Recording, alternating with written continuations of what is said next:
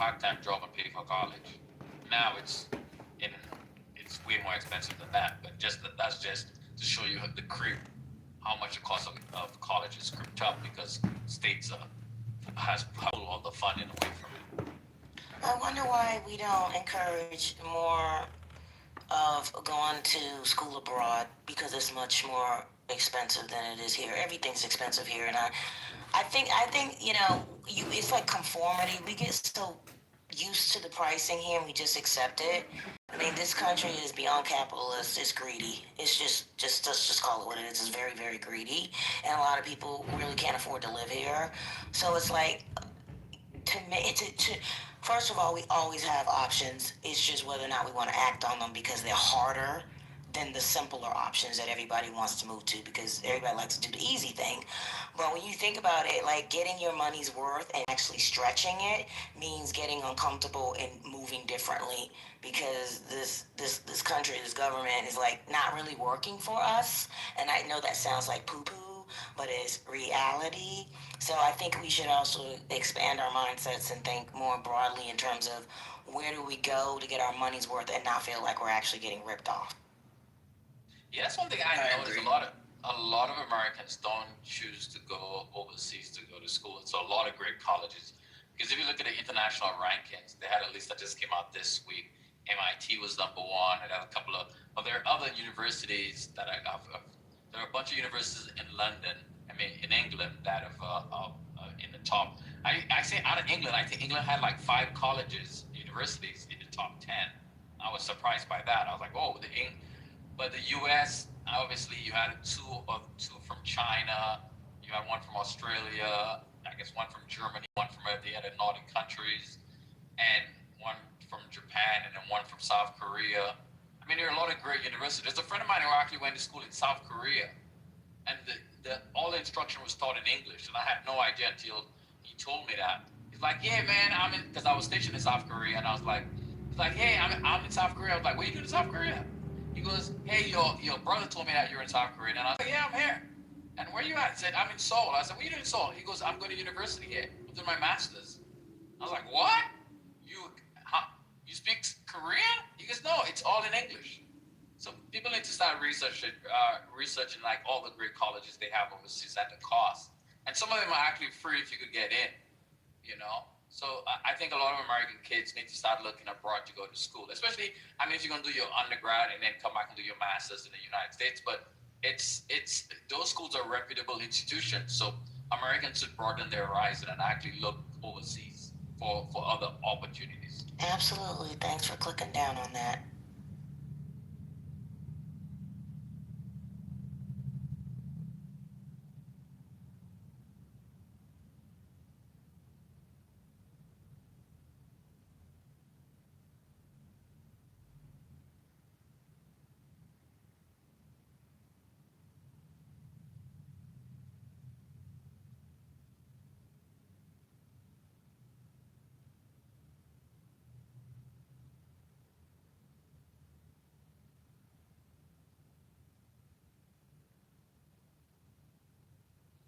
I hate to go back to the Hey Bonnet, the person was not in the military who went to school in South Korea overseas. They're not in the military. That's why I was surprised they were in South Korea. I'm like, what the hell are you doing in South Korea? It was a family friend.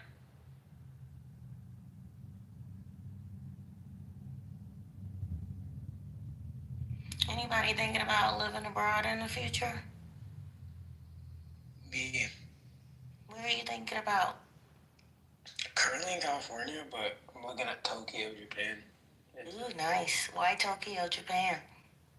It's really big in combat sports, and that's currently what I'm into right now. So, just love to train out there. I'm still in my 20s, so I want to be able to get some experience and just experience a different culture. Absolutely. I encourage you, go for it. Don't stay stuck. Don't stay comfortable, ever. Especially right now, too. There's no telling what's going to happen with, like, borders and flying and stuff like that, so I kind of want to, like, experience more traveling. Well, I can. Yeah, there's a lot more out there to see. I don't travel internationally that much because my kids are younger now. They're getting older. But for my birthday, last month, Kenya went to Kenya for her 50th by myself. Had a wonderful time. Very eye-opening, very humbling, and also made me a little bit angry because I didn't see more of me over there. It was like I was the only one, and I was like, okay, what is this? Is not. Yeah, I got it, but I didn't like it because I'm like, why don't I see more of us Americans and people that look like me there? And it just made me want to travel even more because I'm missing out so much, and I'm 50, right? So I feel like I need to catch up without really thinking I need to catch up. But I did. I asked ChatGPT what is the size of North America to Africa, and Africa is 4 times the size of America, which made sense because my flights over there were long. And I'm just like, there's so much freaking more of this world to see, and we're just in this little dot. Like if you're in space and you look, we just on this one little dot, and that dot never moves. And to me, that's kind of sad. That's kind of sad. Hello. How was your experience? In which city were you in? So I went 3 different places. 2 days in Nairobi. I flew 7 times. So 2 days in Nairobi, and then I flew to Masai Mara National Reserve for safari. I encourage everybody to do it. I did like 5, 6 safaris in 2 days. Got to see the lions. They had just killed a hippo. Saw one eat on the hippo, and then the next morning I did a hot air balloon at like 4 o'clock in the morning, driving back through pitch black. Saw all the lions still eating the hippo, and then when I left the second day, all was left was a carcass, and the vultures and the hyenas were eating it. So it's like I saw this full circle of life in 2 days, right? Easy cleanup. The lions did the work for everybody else to eat, so peep that. And then I flew to Diani for 4 days, which I did not know this, but I learned, and I booked 4 days at Diani Beach. Kenya has the most beautiful white sandy beaches. The water see-through. It is gorgeous, gorgeous. People don't know about East Africa. No, I don't. Kenya, I come from Somalia. I know Kenya. Kenya have most of the wildlife. We have Jumbo, Somalia, Jumbo. Kenya, but the white beaches at the beach is in Somalia, the whole. And then we are brothers. We all African are brothers, you know. Originally, I come from Somalia. I've been in Somalia. Did he say a bitch in the hole? No. He said we're all brothers and sisters. Oh, All he said a bitch in the hole. we come from the same blood. So it's like we are originally so the shit is, you know what I tell you. So but they always use, so why they give too much money to Africa, why they give them too much aid and money. They don't build schools and shit. They lie. Originally, they don't build school and business. They're corrupt. Their government's corrupt too. I live in Germany now. You know, back in the day when Germany, 1945, when Germany almost destroyed. I live in now. How they built themselves up now, they have everything. You know how? Because they invest in the business. They don't invest in the people. They don't invest in the food. Yes, they give some foods, but you know what they do in Africa? If imagine I broke and then they give you food, so you don't care to work. You just go pick up your rice and your meat, and then I didn't do that, but Where'd he go? he went back to Africa. I had to jump because Why we cut him? Sorry, Patty.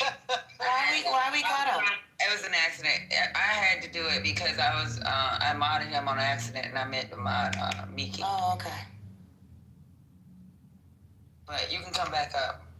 Okay, I'm sorry, Patty. How are you First doing lady- in mud? What kind of sense is he making? Never mind. First lady has to teach me how. We weren't fully listening. We weren't fully listening. That's part of the I problem. don't think he was fully listening either.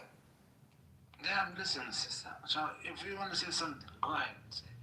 But so It's simple. I was as a young kid. I was in Somalia. I go to Yemen. I go to Saudi Arabia. I go to Turkey. What's the best place to visit in Somalia? No, I've been in another country. Now I live in Germany. I have a German. I see also different this in Germany. Back in the day, where they make the colonies was in Berlin. You know why? Because there was in Europe back in the day was there was living in shit. And then the poor people started fighting the rich people, like why you have this shit. So they have. So what's the best place to visit in Somewhere, Somalia? you know, back in the day, there was Never mind, those this poor was people wrong. in Europe. Why, you know, you remember why the colony started, why they wanna put their attention somewhere else? Because the rich was too rich and the poor was too poor. They didn't even have 2 days, 3 days, 1 meal. That white people living back in the day before and before the Africa we were having fun. We was doing everything was happening. Yes, was slave. Where are What are you you from? trying to say? What are you trying to say? What are you trying to say? Help us out. Yeah, well, can you, sir, can you state what your point is? Because you're losing us. You're losing us. What is your point? Is it that it's corrupt and the white people are taking over and the poor people, which are the black people, are not getting anything? No. The problem is they can. Doesn't matter if you reach as Jeff Bezos. It's just like you get richer, and then there's always because he didn't get rich with helping people. You see how? So if he was like rich with helping people, he never. What about that inefficiencies in Social Security, sir? Okay, I don't care. You're gonna have to shut the fuck up when other people. You're gonna have to shut the fuck up when other people are speaking. You're gonna have to shut the fuck up. You're gonna have to shut the fuck up. No.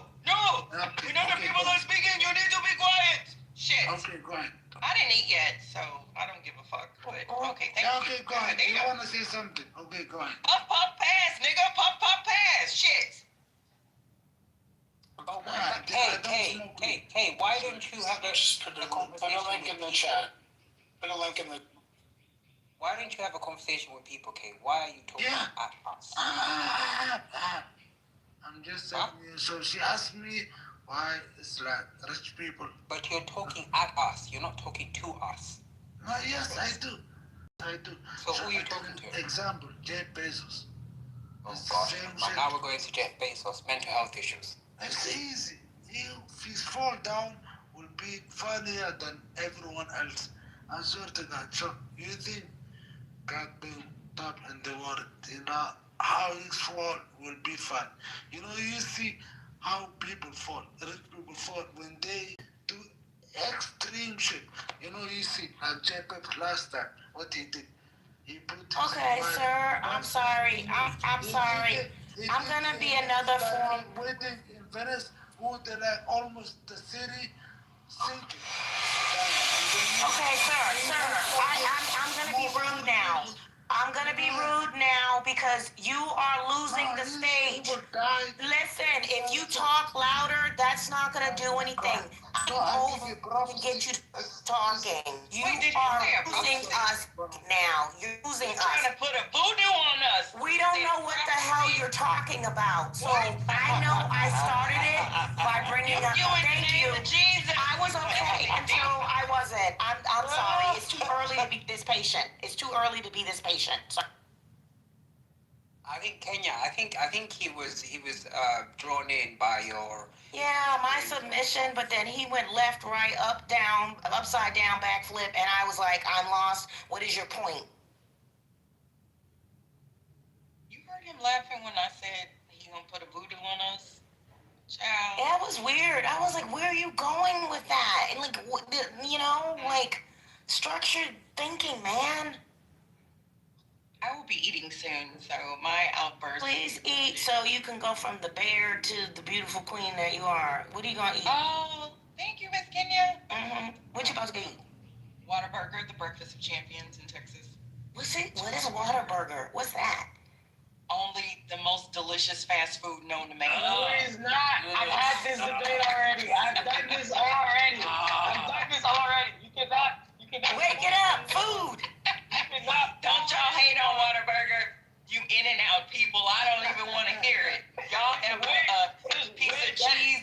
between lettuce. I don't even want to. Onions. We have amazing sauce.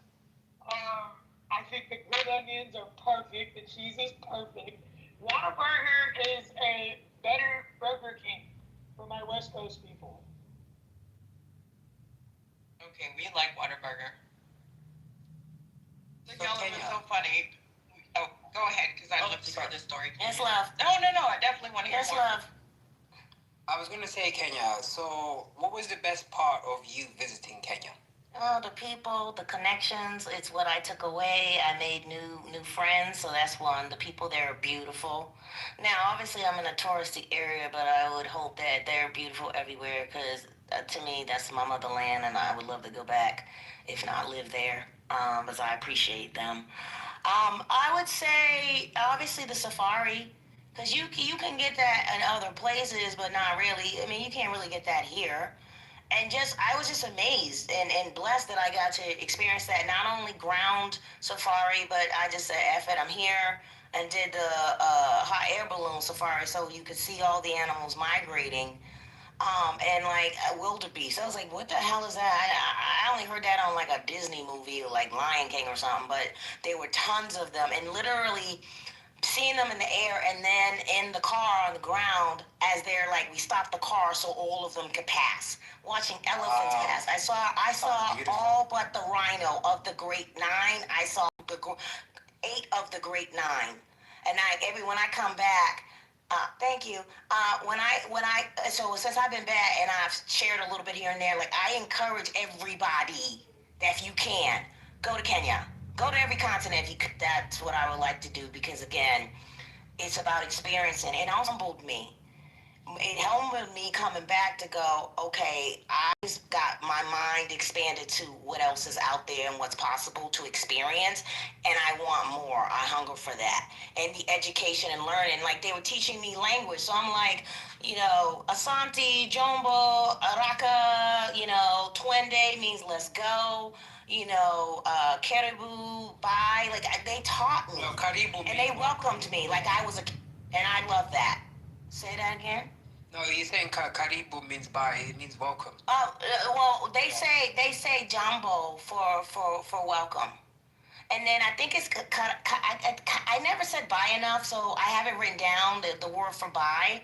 Swahili. I didn't know like they learn English in school, so they speak English. Yes, so it's not like you go there and you don't know, huh? Jumbo is colloquial for hello, like yeah. Phonics. Yes. Karibu is like the actual formal. Oh, Karibu. Okay. Like welcome. Like it's Karibu. actual. Yes, thank you. It's Karibu. Thank you for the correction. No, it's just overall wonderful experience, and I was just like, oh my God, I can't believe I'm doing this. And more people, I hope, will get to experience. There's people who go to safaris like every year. I don't know if I want to do that every year, but it's still beautiful to see animals that are not in captivity. Like we see animals and we see them in a zoo. Yes. Like we saw them in their natural habitat, just living life, doing their thing, look up at you and go back to their business. They don't care about you. They're used to seeing us. And it was just beautiful. I literally, like where I was where the parts of the filming of The Lion King. And then the trees that you saw in the like Lion King cartoon, like the real trees. I'm like, wow, the lion just walked up beside my car. I was in a car by myself with a driver, and I was just like, oh, please don't eat me.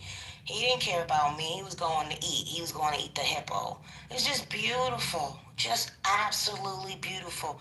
There's people who will die and never experience that. That's why I'm like, live your life. The things that we talk about, like, they matter, but sometimes they really don't matter in the grand scheme of things. We are to work to live, not live to work, whatever that means for us. And not everybody could go to Kenya, but just experience life and don't be afraid or do it scared anyway. Yeah, I hear you. I'm a little bit more cosmopolitan in my desire to travel, so Ghana does it for me. I really enjoyed Ghana. I had a similar experience to you. I found the people to be very, very kind, and I didn't do the safari because I don't really have that. There's no safari in Ghana, but it doesn't appeal to me. Maybe I'd call that. What is it about? If you do it one day. I only did it 2, and I was glad. I was like, there's no way the first time I'm going to Kenya am I spending all this money to do a safari for 7 days when I'll be bored after day 2, and I spent all this money. That's why I broke it up. But I mean, one day I think is good. You see enough animals, and you're like, yeah, I'm good. I don't know what else you're supposed to see after you've seen them all, unless that's just your thing. That sounds like good. That sounds very healthy, though. That sounds like a very healthy trip to go and connect with nature and see animals in their natural habitat, etc. Yeah. One day and like on the safari. the elephants. I think I might have told you this. Think well, but like seeing the elephants and being close to them. I saw like a family, and it was like you could tell there was the children elephants, and it was the older, bigger brother or sister, and then you could see the baby because it was smaller. And I got it on video. At one point, the bigger child went up to the baby and backed up to it and literally kicked it, like like human children would do, just messing with their baby brother or sister. It was just, there was certain tendencies, not to compare us to animals, we were all animals, but there were certain tendencies, like seeing the baby lions, how they play, and it was like, our children do that. It's just a different appreciation for life, on this planet. That's the thing, and me being able to be outside of my bubble of America. It puts things in perspective. It puts things in perspective and goes, I'm the little dot on this big planet that's bigger than me, and America's not all that and only all that. There's more out there to see. That was my takeaway, like, to encourage people, get out of just America and don't go just to like the Caribbean and Jamaica, but no, go a little bit farther. Your back may feel a little uncomfortable because you're flying farther unless you can afford, premium economy, but it's worth it. You can't, it's memories. For me, as I'm getting older, and even with my children, we create memories. We go on vacation because we can do that, but even if you can't, do what you can just to experience something different. Get out of the normalcy of life. Experience life. That's all I was. You're very generous in your in your sharing. Always. I'm supposed to be on stage because I'm always monologuing. I love those stories. Kenya went to Kenya. Yes. It was a goal. I was like, oh, I don't know what year it was. It wasn't like it's always been, when I got to the point in my life where I actually appreciated my name, because I didn't as a kid. I was like, I want to go Africa one day because I know the significance of the name my mother gave me and her love for people. Yes. Kenya, you should have dragged along the devious Kenya with you. Oh, devious to Kenya, you mean? Oh, do you mean the like fiery side? Do you mean that side? They're former housewives. You should have dragged her along. Oh God, no. She might come back repentant and change it. That's hilarious. So you were gonna say that the significance of your name, that your mother. No, I was just saying. I said one day I was like, I'm gonna go to Africa, and then it became Kenya, to be more specific. Why did your mother name you Kenya? My mom was very much into like anything African. Like, she loved Black Panthers. She, loved Africa. She never got to go, so she named me Kenya. And when I was a kid, there weren't really many other girls named Kenya. I met one eventually in like elementary school, but it wasn't a common name. So I appreciate the significance of the name once I appreciated it and decided not to change it. And I've learned, and I'm still learning, to love everything Africa, regardless of history and what they say. I love where my descendants are from, and I want to be a part of it somehow. That to me is home. America, I was born here, but I don't always consider it home, especially not right now. So I want to experience that which I don't understand but should understand. And it's where my descendants come from, hence origination, Africa, and then where I was born, America, African American. So I want to really understand what that means from my origination, which is Africa. Wow, that's a lot of. That's growth, isn't it? Being able to fully grasp your identity rather than just fitting into the frame that's been offered to you. Yeah. Your own frame. Yeah. What works for me? Like, there's a book I was reading, forget the name of it. It talks about the first colonization in Egypt before it was Egypt, Kemet, and where we get our names from, and just language. And it was like they talked about African American and then black, and a lot of people did not want to be called African American from past, and then they wanted to be called black, and it's like, but black. It has no meaning in the word itself because it doesn't say where we originate from. And so the African American, just like Dominican American or Italian American, the Italian and the Dominican says where your roots are from, but you were born in America. I don't want to lose the fact of where I originated from. And I need so much to learn because they didn't teach us this in school. So, as I'm reading books, I'm like, I want to learn, like, just the history, so I'm not, ignorant from my own understanding. And then I can teach my kids these things because we don't live in a predominantly black area. So I have to learn these things on my own, and I have to teach my kids these things because they're not being taught it in school.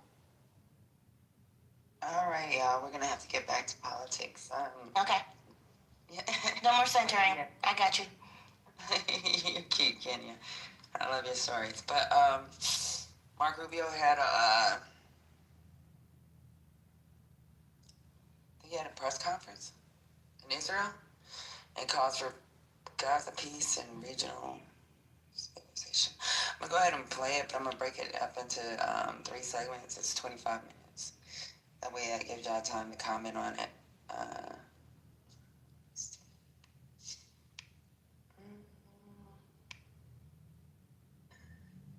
All right, let me get to it.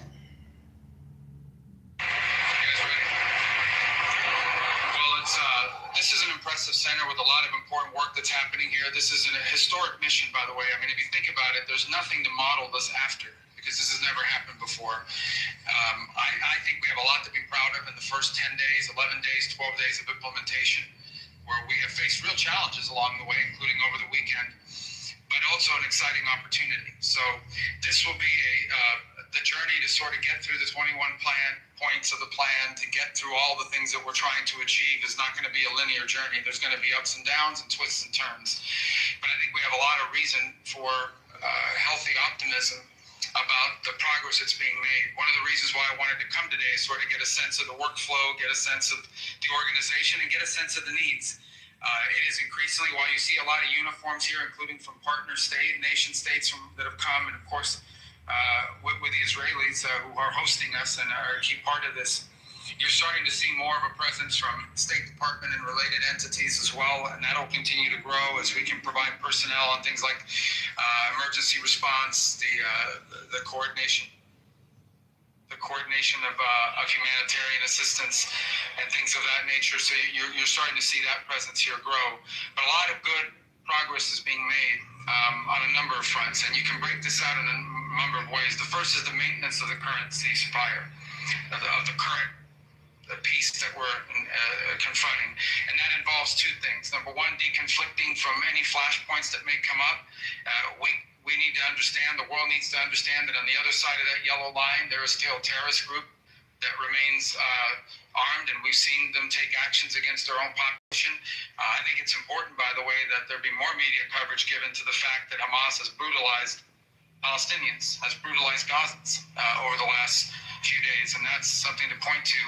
But all of that has to be managed to make sure that in addition to that we don't have any flashpoints that could derail the broader process. At the same time, the coordination of humanitarian assistance. And there's humanitarian assistance that is now flowing into those places beyond the yellow line, but that involves coordinating with all of these different organizations from around the world, including international organizations and charity groups. That's a massive undertaking to coordinate all of that and that be distributed safely. That's just beyond the yellow line. Behind the yellow line, there's another effort going on in humanitarian assistance, which is even broader because those areas are safe, those areas are secure. So that's happening. At the same time, it's this work on creating an international stabilization force. It involves bringing together all the nation states that are offering to provide personnel and resources. So structuring what that stabilization force will look like, lining up all the countries that are willing to provide either money or personnel or a combination of both, and then getting the right international mandate, whether it's the UN or an international agreement, working through that to make sure that that entity, that security force that can exist can function, is funded, understands what its mission is clearly, and can execute it effectively.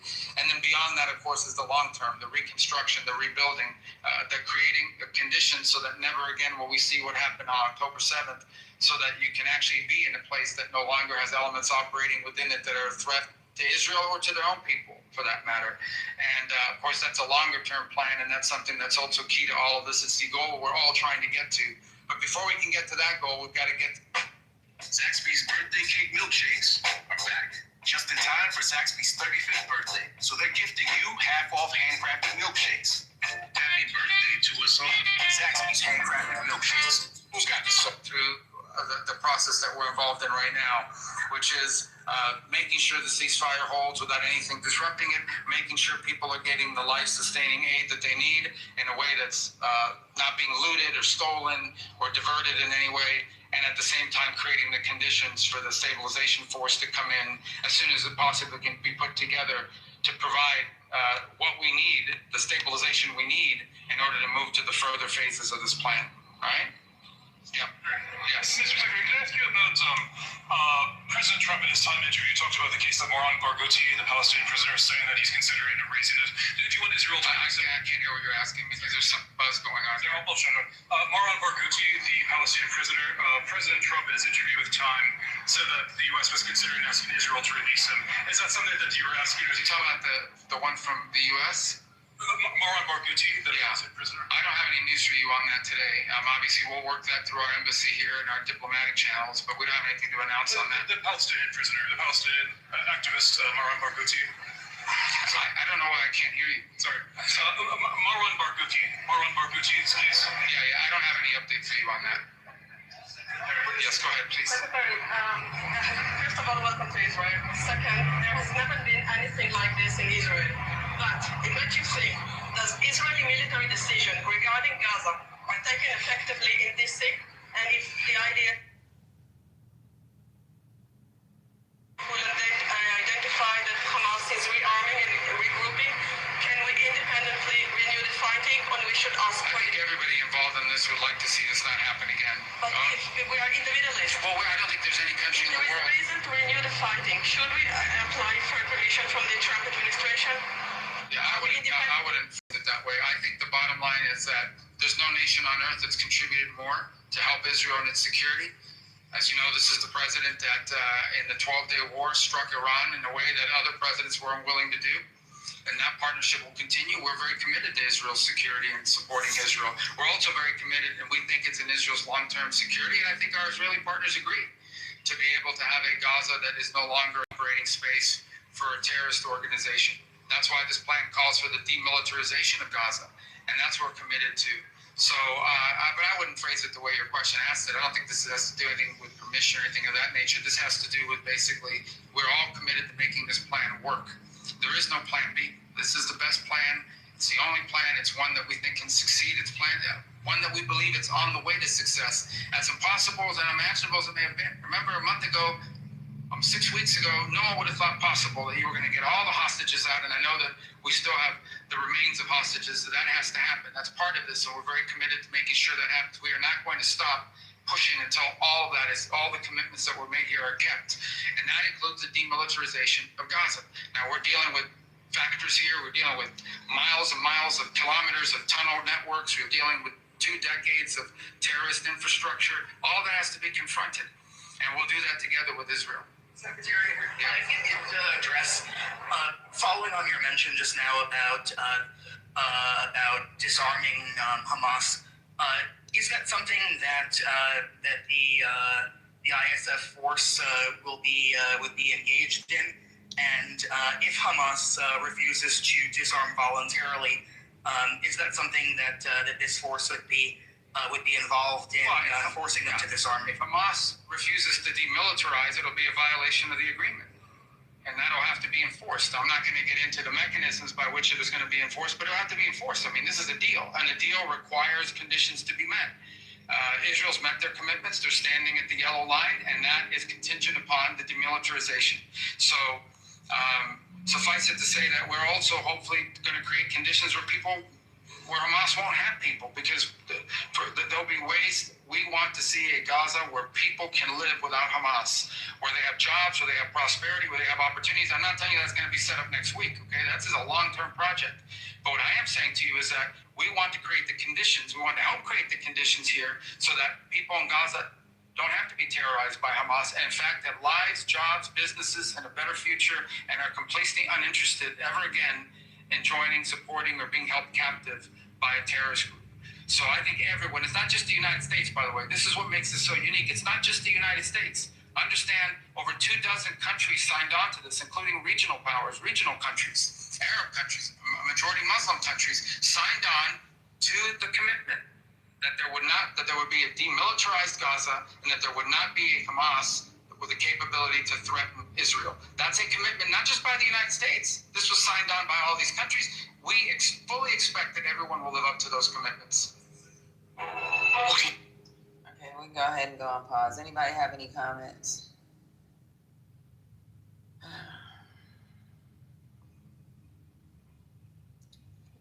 Not really. I'm waiting and seeing if there's truly like a peace agreement. And weren't they firing just the other day, Israel? And they've done that before. So I'm waiting for some real results. Yeah, I agree. I'm gonna go ahead and play a commercial, so I'll skip through it. Give me a second. You were prepared for all those interview curveballs. Thank you, and welcome to Israel, by the way. I think the question from Israelis' point of view is that in the meantime, because everybody wants this plan, no question about that, in the meantime, as you mentioned, every day Hamas is rearming, pre-preparing, doesn't give back our dead hostages. So the question is whether in the meantime the US should let Israel to act on the other side of the Gaza Strip. In this way, the ISF future war will also be easier. That's a question. Well, right now there's an agreement in place, right? And that requires both sides to live up to their commitments. If what you're describing to me means the deal fell apart. But right now we're not at that stage, and that's what we're trying to prevent. That's why I'm saying to you, we're not going to forget about the hostage. We push every single day, and we'll continue to push until the remains of every single hostage is returned. Work is going on. Even as I speak to you now, that's being pushed on. That's not something we're going to start talking about. We fully expect that Hamas will fully demilitarize. That is the agreement they signed on to. That is the agreement that all of the nation states that joined this effort signed on to, and we expect it to be fulfilled. Now, we're about 8, 10, 12 days into this. And the third point is we don't want to see any threats against Israel coming out of the areas that Hamas is currently still present in. That won't be tolerated either. So the president's made that very clear, that if Hamas threatens Israel or fails to demilitarize it, this will be taken care of. But that is what this whole effort is about, is making sure that all of those commitments are met on both sides. Secretary, yes. It says behind you actually in open source reporting that the U.S. accepted Israel's veto of Turkish forces in the ISF. Is that accurate? And can you provide any detail on that security force, how big it will be, who it will include, or any other? Well, we haven't formed that force yet, so there's still work going on. There's a lot of countries that are offered to do it. Obviously, as you put together this force, it'll have to be people that Israel's comfortable, or countries that Israel's comfortable with as well. Let me just say that I think there are a lot of countries that are expressing interest right now. I'm not going to get into a list of who they are. I'm not going to get into a list of who's offered, who's been vetoed. We're not going to get into that. Suffice it to say that there are plenty of countries that have offered and are interested in participating. I also think it's fair to these countries they need to know what they're signing up for, which is why the work is ongoing to create what is the security force, what is their mandate, what is their command, under what authority are they going to be operating, who's going to be in charge of it, what is their job? I mean, how's it going to be resourced? How's it going to be? I'm sorry. The founder of Biden. So sorry, y'all.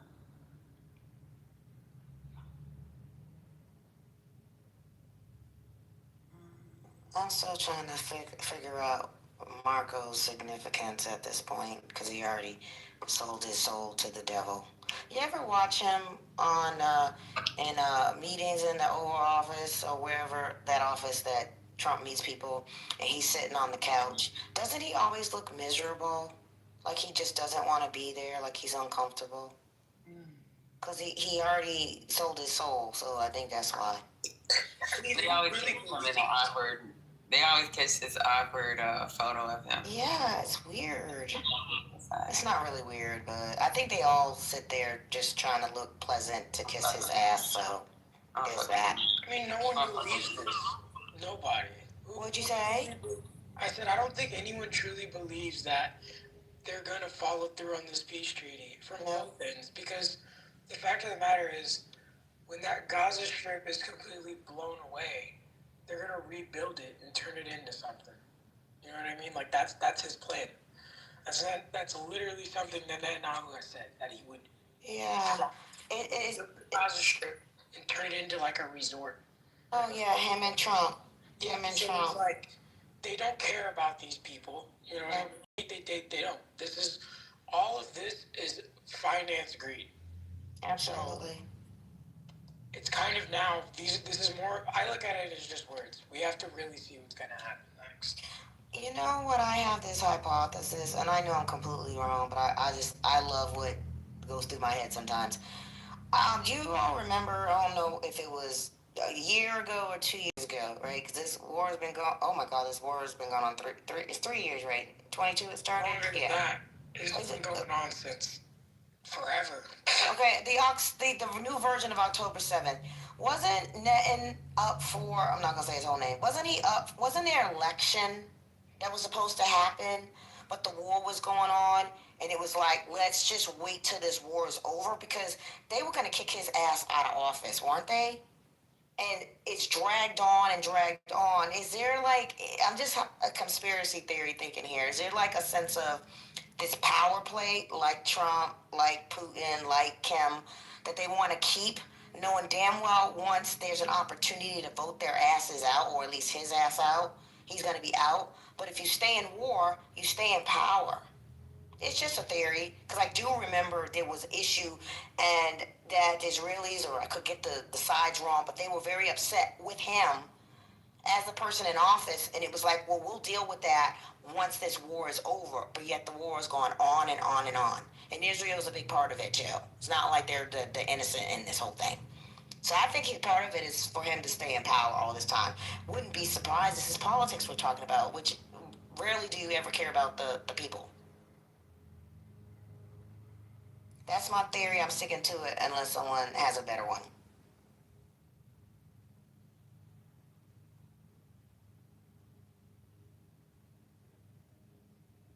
I didn't get to hear your theory, but I know you said something about. No, I'm thinking part of this, the reason why this war has gone on so long is because Ben wanted it to. Because, oh, she just left. Yeah, well, I won't repeat it because she was the only one that didn't hear it. Oh, Patty, where'd you go? You got kicked out? Yeah, this is weird. It's this app. You ever have when you're on it too long and you're typing in the chat like I do, everything gets stuck? And then you close, and then it doesn't close. It'll close, but I can still hear the people talking for a while. Like, it's an old version, I guess, that I'm on.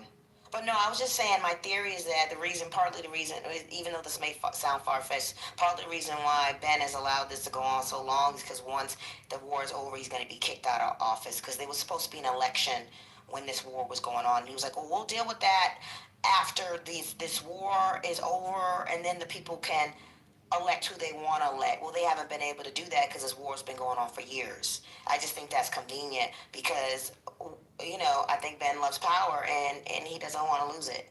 That's part of my theory of why it's gone on so long. I think it's because he don't want to go to prison. Yeah, that too. Just like Trump didn't. They have a lot in common. He was under investigation for. I know it had something to do with some type of corruption shit. Alright, cut out. Who was under investigation? When they got Kitover, some other shit. Kitover. Oh, yeah. The end. I wouldn't be surprised. They're all corrupt.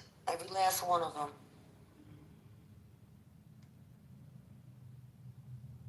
Hey, y'all. Hey. Happy Friday. She bringing some energy. Most of us have been up all night. What? I think I got an hour and a half sleep being in Lisa's room. I'm tired. Oh, okay. That's but first, like, It is crazy. But I am crazy. Yeah. Did you say Trent? That's crazy. Try to slip that one in. What you gotta say, Trent? How you feeling, Trent? You know, I'm so glad I get a chance to say hi to you for a second. How you feeling? You feel better? I know you wasn't feeling well earlier. Earlier when? This week. Like your nose was congested and everything. I had the COVID flu or whatever the fuck I had. Oh, no. I don't know what it was. We didn't test it. I'm fine. Look at you, so anxious. You just gotta hurry up and get it out. You can't even just say hi. Look at you. Go ahead with your Russian ass. Go ahead. I got meetings coming up. Really, I'm glad to see a left in there because you need to say something just because I was talking about the eyes off the road, level 3 driving from the Escalade that's coming in 2028. That's a whole different discussion. That's not why I was in here. But if you haven't seen it on left, go look it up. And it's going to be on other vehicles. We are moving forward fast in the automotive sector. But I just put in the chat some shit I've been saying for a long time. I've been telling y'all for a long time. And Bernie Sanders finally said, Nah, you've been telling us everything for a long time. Let me see. Where is it, Trent? Go look at it, baby. Go look at it. Bernie Sanders said yesterday, if you don't have secure borders, you don't have a country. And Trump did a better job than Biden on the border. And that is, and it's just, I'm glad that like we're finally just being honest about it, because if you just can't just say, hey, look, we didn't do a good job here. If you can't be honest about like where the failure was and why so many people were not happy with you, then you can't fix it, and then you can't win elections. And like it's really not that controversial of a topic. Nobody wants, open border is the wrong term, but but nobody wants the mass lawlessness that we had down from 22 to 24. Like it was bad, and it's not that you don't. So they were like, illegal for like acting amok. Where you was at? That's what the amount of encounters that we were having was absolutely ridiculous. You can't 150,000. I got it. I believe you. You're in Texas, but you said it was like, what was going on? What were they doing? I'm not in Texas. I'm on the fucking border, Patty. Big difference. You can't have 150,000 encounters a month, right? And act like it's all fine and nothing's going on, and we're fixing it. And Trump came in, and I have to admit, it was overnight that everything changed. Now, is it too harsh? Do I like the deportations? No. But that's what happens when the pendulum swings, and I'm glad that Bernie finally said it, and others will listen. Like, if you take care of that issue, you can get back in the office, because most people don't like the things that a lot of things that Trump is doing. But when you threaten their security, they always go to the most secure person.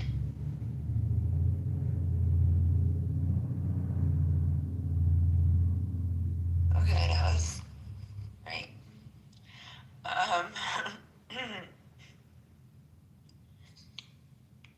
So what you been up to this week, Trent? Because we haven't seen you. Hey guys, good morning. Hey, Sue. I just busted in to tell Trent, good luck, go Dodgers. Baby, I knew you was gonna say it, baby. We see you tonight. Maybe. You're damn right you will. You better be wearing your Dodger blue, boy. Yeah, I was actually just looking at tickets, and tickets. I found tickets. Forget it. No, I ain't said forget it. I found tickets. Go to Toronto, buddy. Go to Toronto. Trent doesn't wear blue anymore. He always wears red. Always wear what? I said you always wear red now. Oh no! Those are fighting words. You didn't just say that. I don't know what he's talking about. You grew up in LA, right? Come on, man. Those are fighting words, boy. I was much closer to the Crips than I was the Bloods. You know I'm messing with you, Trent. But I'm not. You don't have to go into the ditch. I'm not. I grew up near. I stayed in Weren't part. That was Crip territory. We didn't. The Dodgers are blue. Hey, you're in my territory. Be careful, boys. You went to the ditch. I was talking about the Dodgers, you know? Yeah, but anyway. No, so I saw, Sue, I saw tickets for 12, my boy actually just sent them to me. They're $1,200. In the outfit, which is actually like not that bad for game 4. Like it's not crazy. Now I'm not gonna go, but you know, hey, look, if one of my boys gets the ticket, You don't got a box. You don't have a box, Trent. Well, you might want to save your money because inflation hit 3%. So. And people are worried about flying into Canada. Just saying. Because of our relations and ICE. And so word on the street in LA is not to travel. So you might be better off going to Toronto, Trent. Just saying.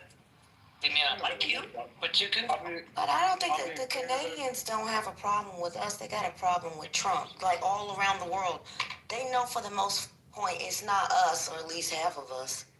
So they have discernment. They know who the fool is because it wasn't foolery and fuckery before he came around.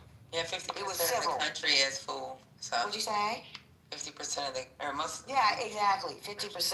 So, but they know when they're around foolery, right? Like if you're engaging with someone, you get a sense after a few minutes talking to them whether they're a kind person or they're a selfish person. So, you know, and then you just move away from them. So I'm glad that we're not generalized as a country because we already have the issue of being generalized as people. So people outside this country don't see us the same way as we see ourselves in it. So I'm grateful for that we still can travel because I was worried about that when I traveled and it was like, no, they just said, we'll pray for you because we know it's not you. And I was grateful for that. They see the difference. So please travel. Okay, so I do got an article. Inflation hit 3% in September, reflecting stubborn price pressures in the U.S. So.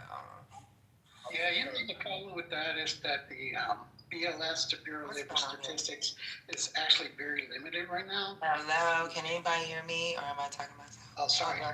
Go ahead, babe. Go ahead. Say what you gotta say. No, I was just saying that the CPI report is complicated because the Bureau of Labor Statistics is severely limited to what they can report with the government shutdown.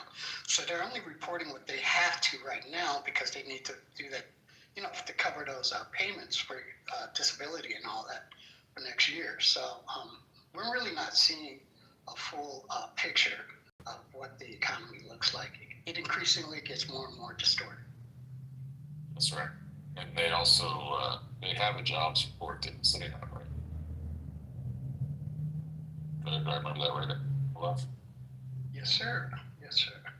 Yeah. I wonder why they don't want to release that. Because the government shut down.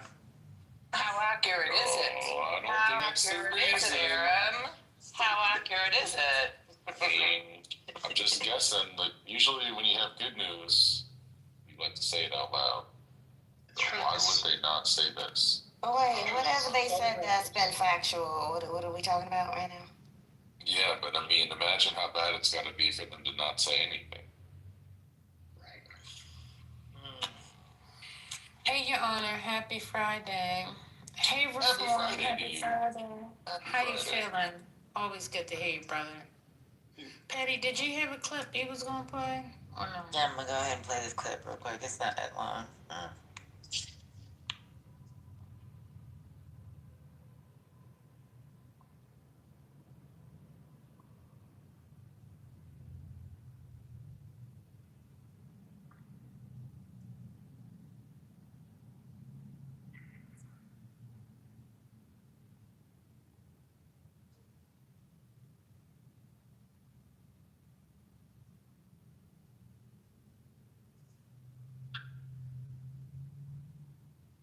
Oh shit! God damn it! Excuse my language. I was like, is she playing something? Did you hear it at all? No. Nothing. I thought you was getting stuff ready. I was playing it. Hold on. Let me go back.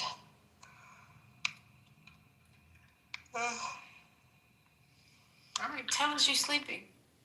Yeah, I'm sorry. That was really rude.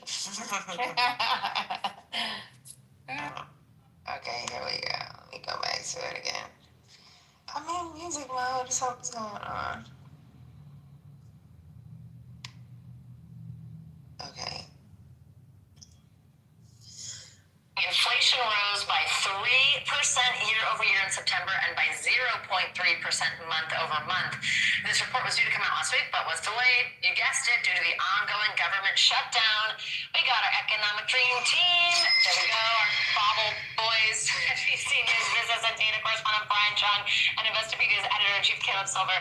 Thanks to both of you. Always great sports, but you know you do have your own graphics, so it's pretty cool. Okay, Brian, let's start with you over at the big board. Walk us through the numbers. Yeah, well, the numbers show us that inflation is showing prices rising in this country still.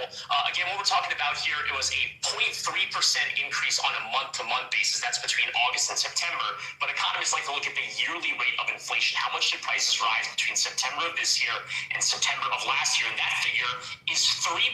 That was a little bit lower than what economists had expected. In fact, one economist I just heard from said that this was a surprisingly weak inflation report, which is a good thing. You want inflation to be weak. You don't want inflation to be strong. If we look at the August to August period, it is 2.9%.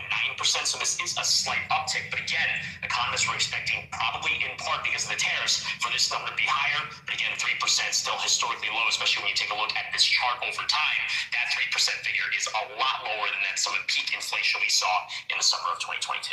And Caleb, sounds like some good news there. Lower than expected. Give me a reaction. Yeah, well, first of all, we've been waiting a little while for this data, but it is sort of weaker than expected, more smoke than fire still with tariffs, which is surprising because when you go shopping, it feels like things have gotten more expensive, but they haven't bled their way into numbers yet. But Brian's going to take us through the categories. The Bureau of Labor Statistics saying, no, gas, big driver of inflation this month. When we look at the services part of the economy too, airfare, things like that, those have gotten a lot more expensive. Yeah, Brian, take it away. Break down categories. Yeah, so if we unpack this, we're taking a look at the three main categories: food, energy, and shelter, the cost of putting a roof over your head.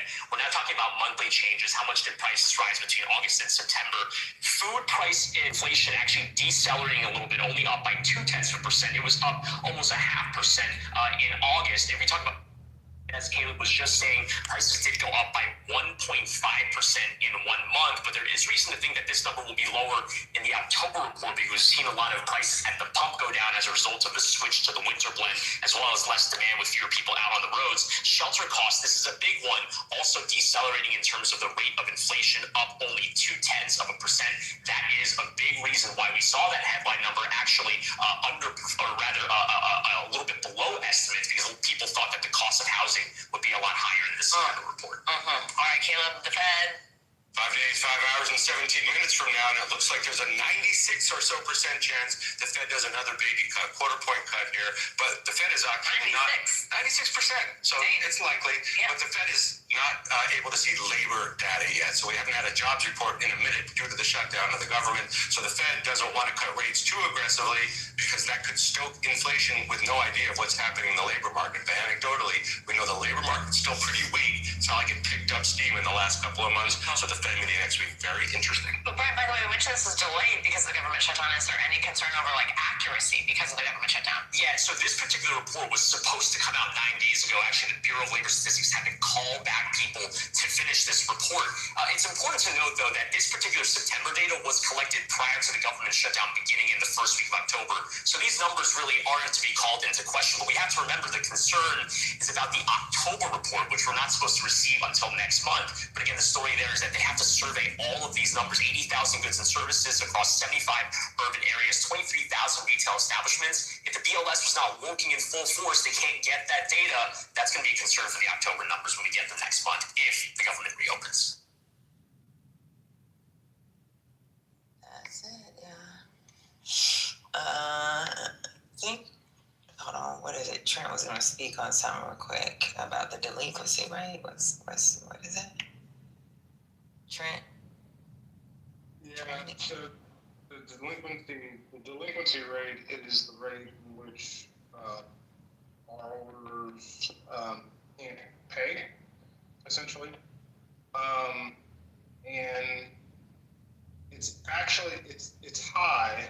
I'm going to that slide. So right now it's about 2.7%. which in comparison, the best comparison in 2012, it was 2.5%. So it's higher than 2012, which is something to know. 2011, 2012 was pretty high, obviously. Now, it was highest in the delinquency rate was highest in 2023, middle of 2023. So it's actually gone down a bit. So basically, what this means is this is the ability of people to pay off things. So the consumer stretch that the only thing I can say that is a little bit positive is it's starting to tick down. People are essentially people are starting to be able to pay and pay off their debt and try to get it in order.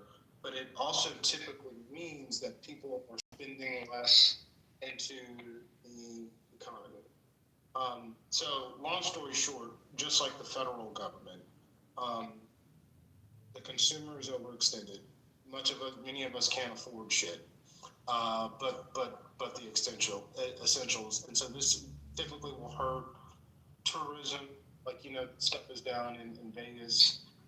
This hurts leisure activities, not the top end of spending, but the middle America's income and spending. So you can basically people aren't buying the luxury goods and doing the trips that they used to. That's what we'll see. I mean, 2/3 of Americans are living paycheck to paycheck now, and even higher number than it's been, which already been too high. So 67%. I think that number is 67% of Americans can't afford a $1,000 emergency. So we're also going to see all the inefficiencies of people who can't make ends meet. Anyone who's ever been broke knows what I'm talking about. Where it starts to snowball, you start getting those overdraft fees. You need a moving truck because you're getting evicted, but you can't afford a moving truck. All these kinds of problems.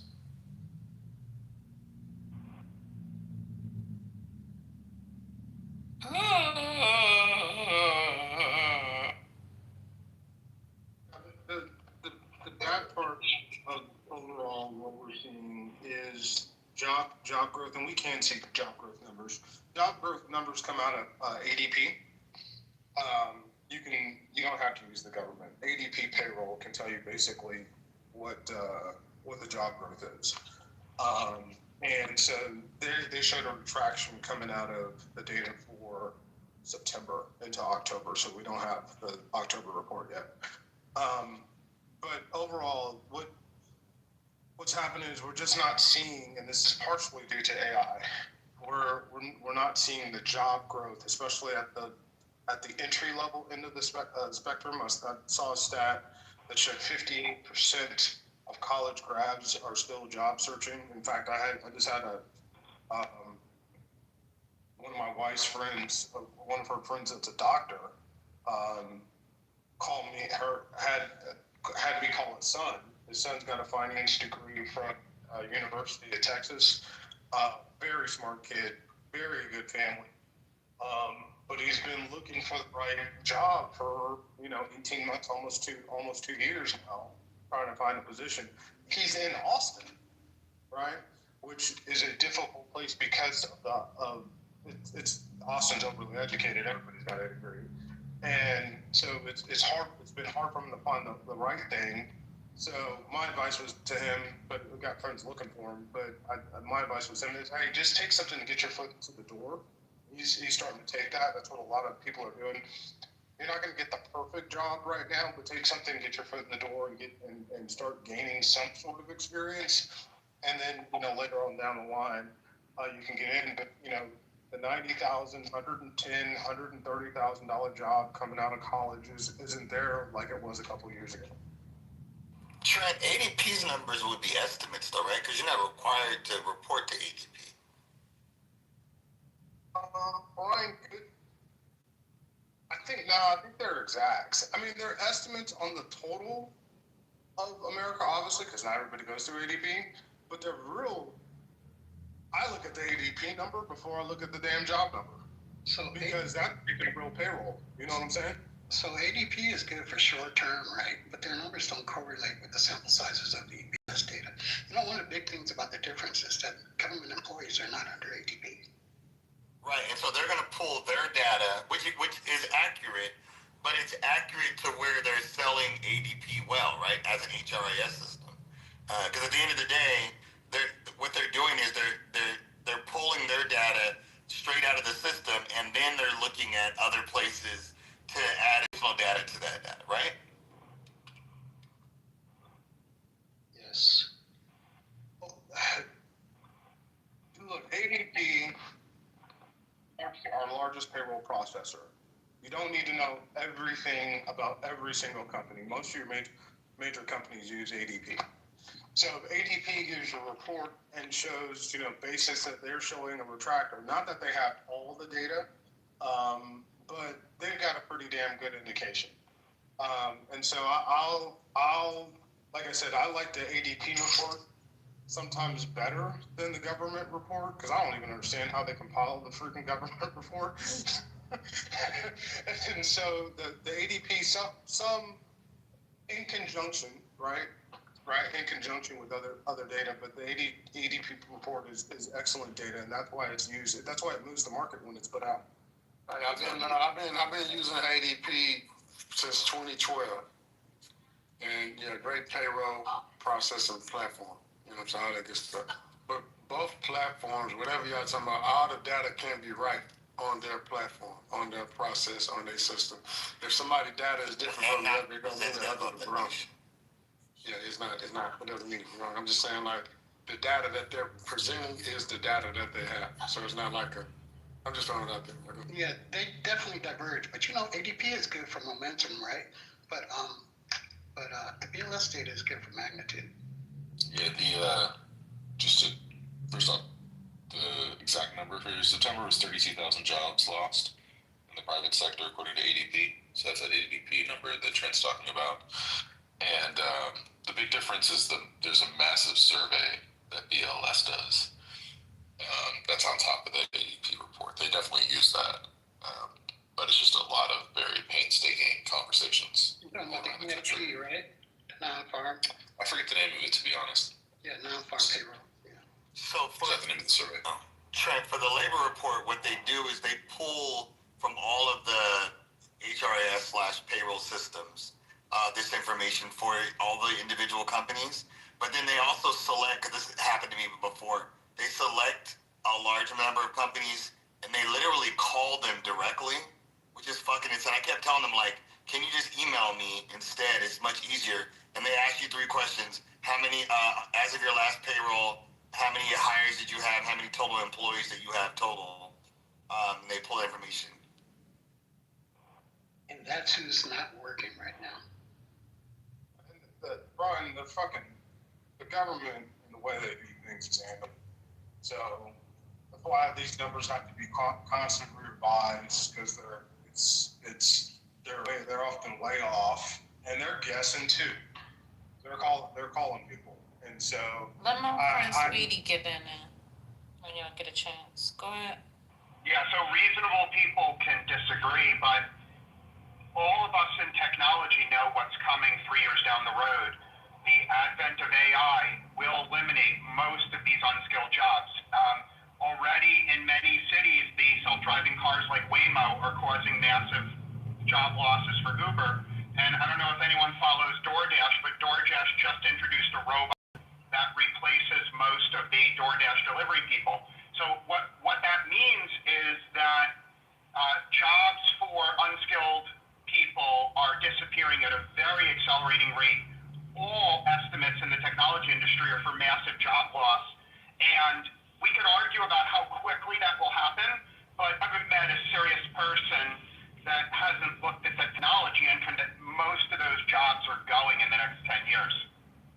Looked at the technology at length, and Speedy, you're 100% right.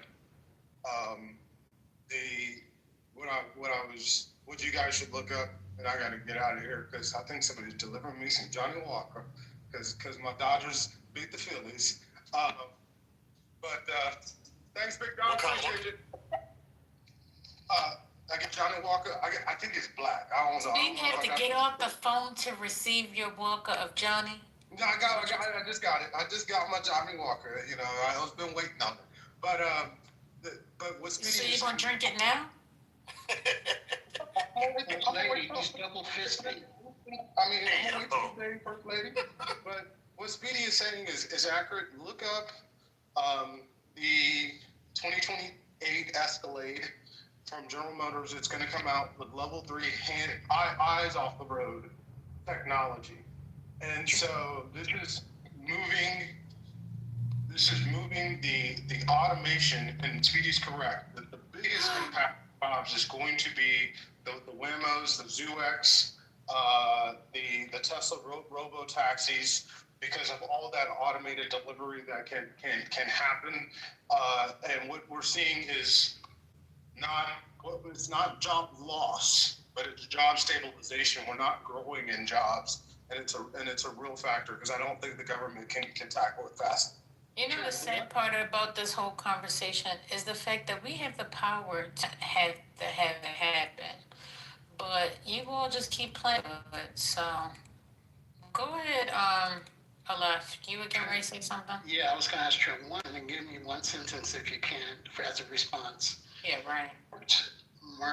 Ford went up. That was the highest gainer on the stock market, right? At least in the morning. Why did they fire 200 people? Who are you talking about? I don't know if you saw that. Who are you talking about? What company? Ford. Oh, I'm not talking about. Yeah, his contract prohibits him from talking about. Oh, I'm sorry, girl. I didn't even think like that. Okay. Alice, I'm sure you're That familiar was a with the insider one-sentence trading. answer, by the way. Very impressive. I'm sure you're familiar with the insider trading law. No, I'm not going to answer that. Y'all should put that man in a bad. That's something internal. He can't talk about that. Exactly. He declines. That's fine.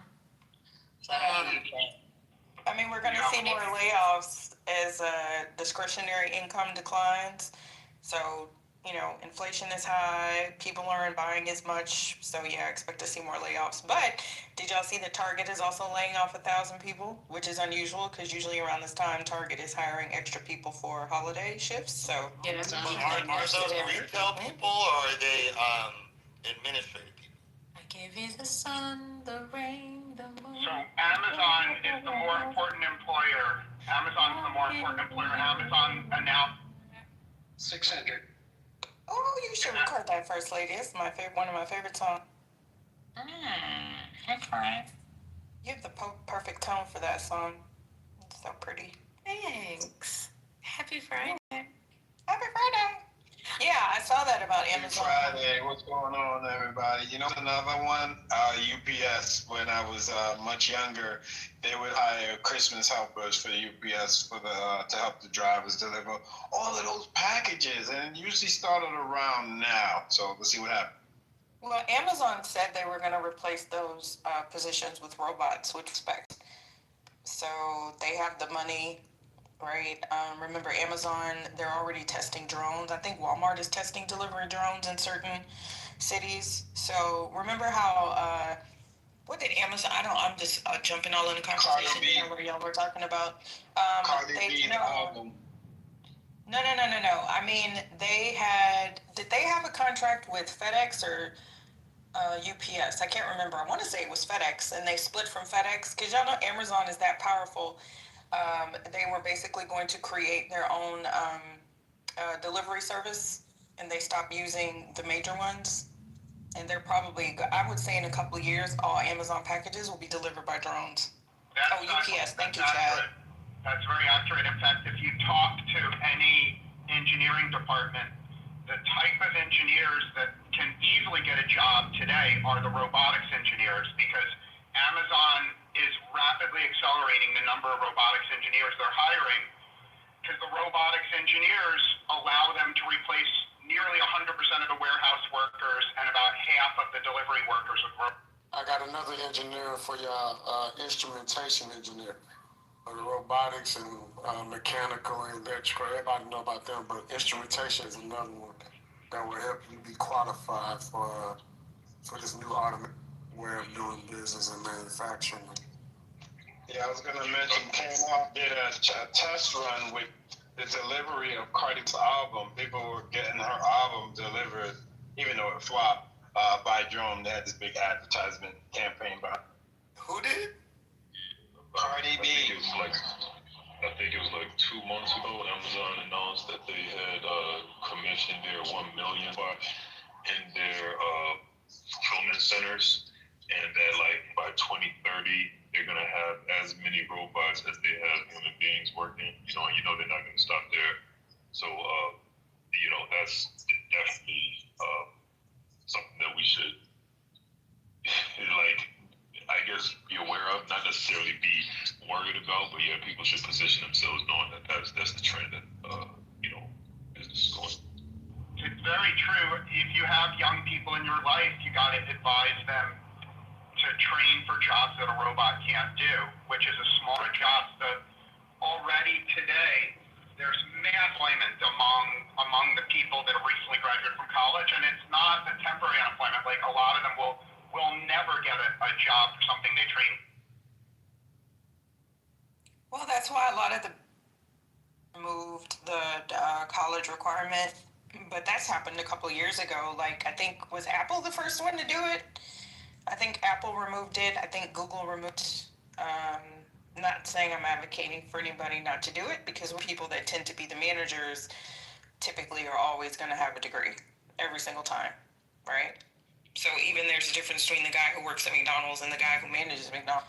I've known people who manage McDonald's with 4 years degrees that make $2,000 to $3,000 easy. And that's not the owner of the franchise, that's the manager. They always have degrees, so. Before no college just yet. The wage premium for private universities compared to state schools has narrowed. So no one is advocating that children skip college, but there's a very good economic argument that it's not worth borrowing $300,000 to go to a private school when you could instead borrow $50,000 to go to a state. I also was mentioning electrical engineering because they're in high demand. Not just electricians, but electrical engineers as well, because all of these robotics, be it they powered solely or however, these things need to be designed well. And so, yeah. So my son's studying. Yes, sir.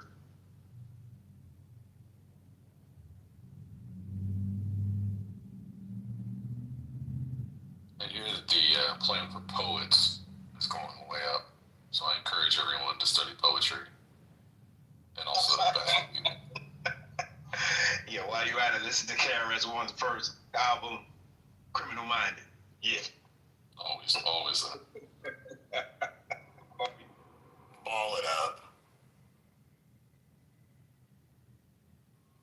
The limitations on, people's way of making a living, a lot of times based on the limited imagination of how because there are plenty of people with English majors that make a ton of money. Because English majors are such a diverse education, especially mastery of the English language, and artistry too. So, when these students taking drawing classes, in the modern technology time, they're getting paid too.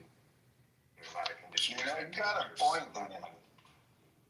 Not to cut art teachers. No, you right. I just want to mention my buddy was an English major in college, and I used to laugh at him. Guess what? He's now a city planner in his hometown. Because it's so diverse, right? Lawyers, writers, technical writers, like you said, city planners and administration, and because they learn how to think. Someone said, well, I got a degree in political science, and people in political science make decent livings. You just chose because you want to be a rapper. Don't get mad that you don't use what you learned. It's all about thinking. That's the truth right there. Also, communicators have a huge advantage when it comes to AI. Because if you want to communicate with a large language model, I'm sorry about that. Yeah, go ahead. Yeah, I was just saying communicators have a huge advantage when it comes to AI.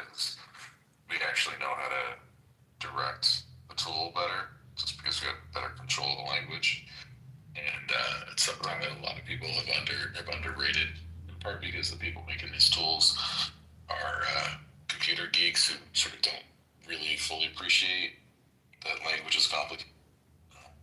And so the ability to generate lots and lots of content regularly, because the one thing, otherwise manipulate the system is something that communicators have a big advantage on. The one thing AI can't do, it can't think like a human being. I know it has this illusion, right? So even my job doing aerospace, no matter how much they try to advance the systems at our airport, nothing replaces human eye and being able to theorize things, because if it's automated system, that automated is going to turn the wrenches and replace the parts when they go back.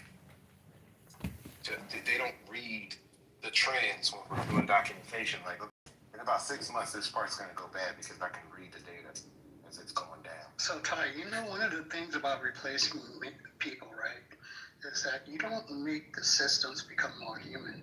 You make things more automatable. So that's where you're going to get solutions to the turning the wrench. Yeah, we're paying thousands of dollars for transceiver radios, but again, it still requires a human being. Even if the beads and the alert missions can operate. But they pay for it, and it's voluntary. Yes, and I agree. If you don't want a state-run program, that's fine, but it's still the state setting the standards for those homeschooling programs. Somebody's got to set the standards somewhere, and the government does it. No, parents should set the standards for what they want their children. They're the ones who should pay for it, and they should set the standard for what they want. But we judge the standards that parents set for their children. Right, but Yeah, I can put you guys. I can literally give like. But Chase makes a good argument that we could conceive of a world in which the government is regulating the educational standards that we have for our students without providing a government-controlled education facility. Why do they need to provide a standard?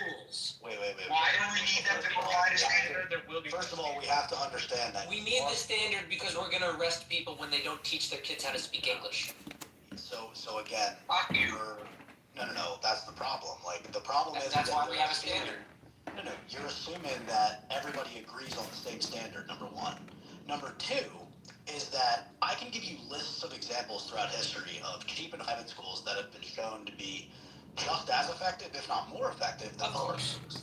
So, like, the free market can provide. And that's not even the point that I'm saying. Like, I'm not even arguing effectiveness, which I can argue that private schools that are cheap and affordable are more effective. Yes. And I'm not even making that point. The point that I'm trying to make is that by the government forcing you to go into public education that you don't want to do or paying for it, you are imposing on the rights of the people. I think there's a more important. Hold on. And that's wrong. There's a more important argument against public schools. There's a more important argument, which is public schools are a natalism shredder, which means if you send your grandchildren to public schools, they learn not to have kids, not to reproduce. On the other hand, if you send your kids to religious schools, they are taught to marry young and produce. So you're seeing already, and I'll land my plane here, you're seeing already today an incredible divergence between families that send their kids to religious school and families that send their kids to public school. And I would close by saying, even if you yourself are not religious, even if you have no respect for religion, you should want religious schools instead of public schools, because America can only continue to exist with religious schools. The public schools mean extinction. Now, I'm done speaking. I have links that prove everything I say. So this idea that America will cease to exist is an interesting thought. Does America exist the way it did 100 years ago? No. America is dying every second and being reborn the next second. You are changing constantly. Is it better off or worse off? That if we stick with the public schools, we're all going to stop procreating. Well, that's probably not entirely true, but there's no doubt that they have promoted that. And many people have fallen prey to that ideology that having children is bad for the earth, that we're overpopulated, that we're going to experience global warming or global change, and it's immoral to have children. Like, a lot of people believe that coming out of the public education system. So your theory is that the depression and declining birth rates of America are directly a result of our public education system? Yes, people will look at abortion, so it's between abortion and public education. And abortion has been propagated by public education. Oh my God. Okay, well, why don't you allow me? Maybe a moderator. Who was that guy who was just speaking? Why doesn't a moderator let me finish? Because I have all the data, okay? No one is claiming that public school teachers have a secret conspiracy to lower the birth rate. Correction, no one other than you is... Who was the guy who was speaking? Why don't you let me finish? Who was speaking? I'm finished, and I'll put my things. And you kick me out. Dave, I agree with Dave. Okay, what the data shows very clearly is it doesn't matter what the intention is of the public school teachers. It doesn't matter the effect of their actions is a total collapse in birth rate. So, for example, if you choose to send your children to an Orthodox Jewish day school, you get an average of 5 out of each child.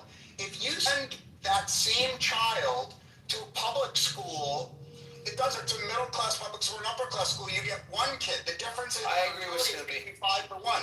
And so we have, this room is filled with leftists and socialists who love public schools for other reasons, but if what you care about is the existence of your people, if you care about not dying, you have no choice but to say, fuck the public schools. We need to voucherize all of America. Now I'm done fucking speaking. I'm happy to hear from the leftists who believe in public schools.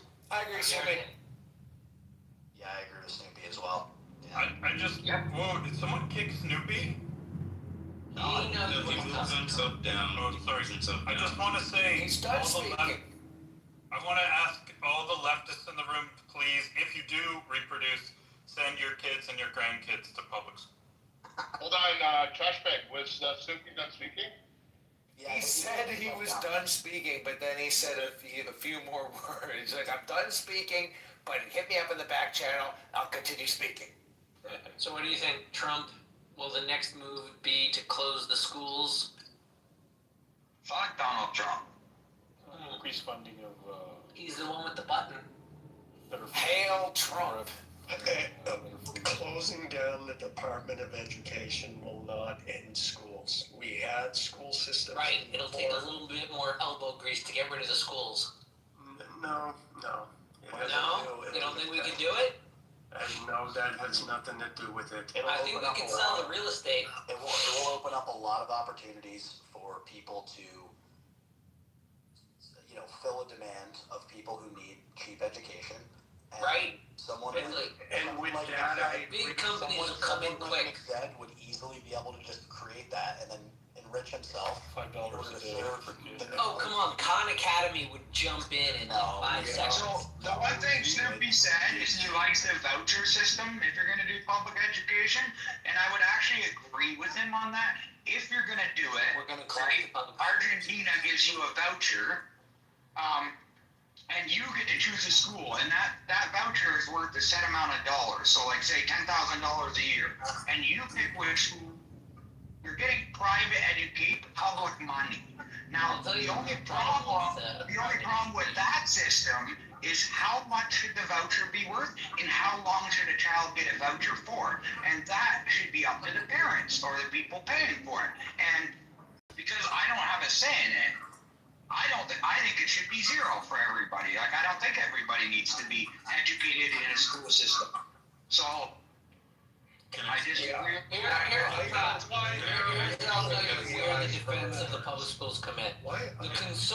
The concern with leaving education to private benefactors is that the wealthy will have tremendous means to educate their children, and to have them educated together with the children of other powerful, influential people. The classification of society will increase unless there is a public option that competes with even the best education available to the princelings. But that's always been the case. That's what exists now. Anyway, Socialism propagates classification.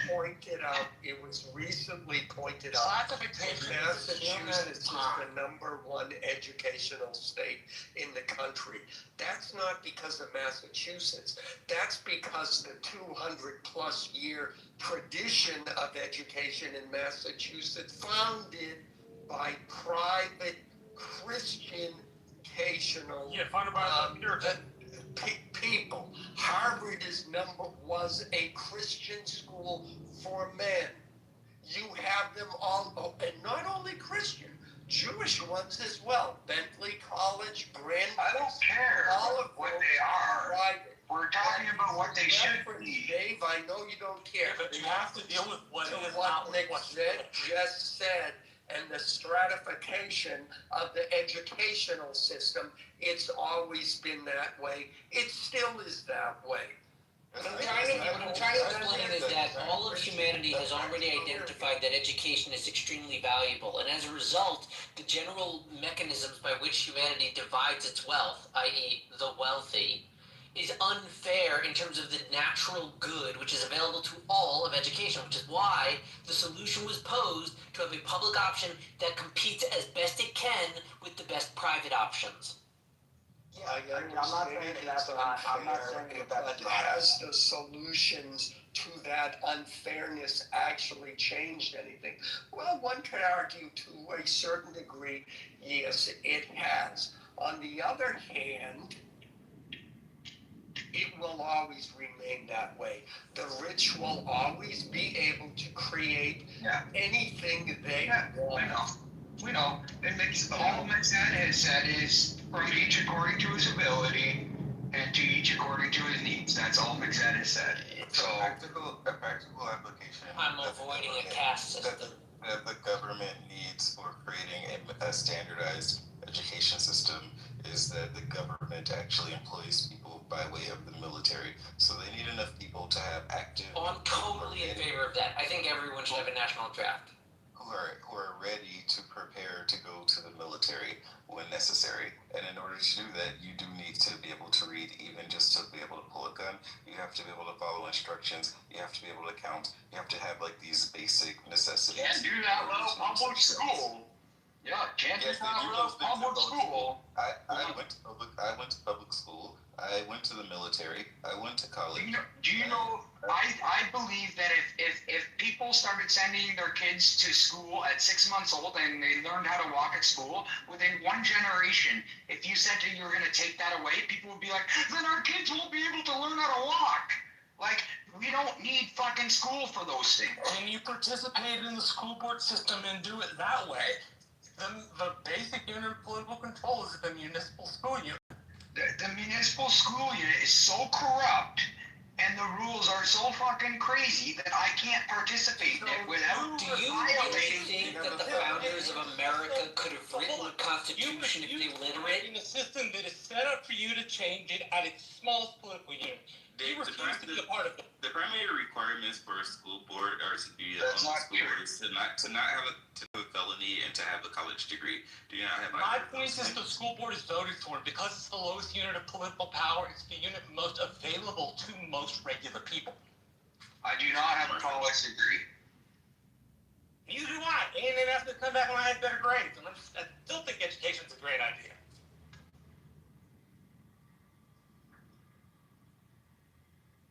If you want it, but then you pay for it. Yeah, education isn't terrible. Education isn't terrible. I'm not saying education is terrible. Market, and to what history has done, it will be large groups of rich people teaching their kids and large groups of poor people being incredibly and increasingly ignorant. That's fine. No, it's not. In fact, if I work to provide human history specifically because it produces so much inequality and bad shit. What, Marshall? Yeah, why do you think in the internet era, in the era of artificial intelligence, that people will become increasingly ignorant? It starts with all animals are equal, and then it turns into all animals are equal, and some are more equal than others. I couldn't hear Marshall while everyone was interrupting Marshall. No, look, people have access to the internet in a lot of places that are cities, but if you live in a rural area in most of America, you don't have necessarily direct connection to broadband. So that's great for people that live in major metropolitans, but what about the fucking country hick that needs an education? I mean, Starlink doesn't cost that much more than. You still have places in the United States that you're missing the point. Marshall, what is the smartphone? It's people in large metropolitan areas. It is not a smartphone penetration. What is Starlink is available. Of data services. Starlink is available in a lot of places, but there are also places like Nevada or like West Virginia where it's not available. I'm pretty sure it is. How many of those people are unable to use their cell phones?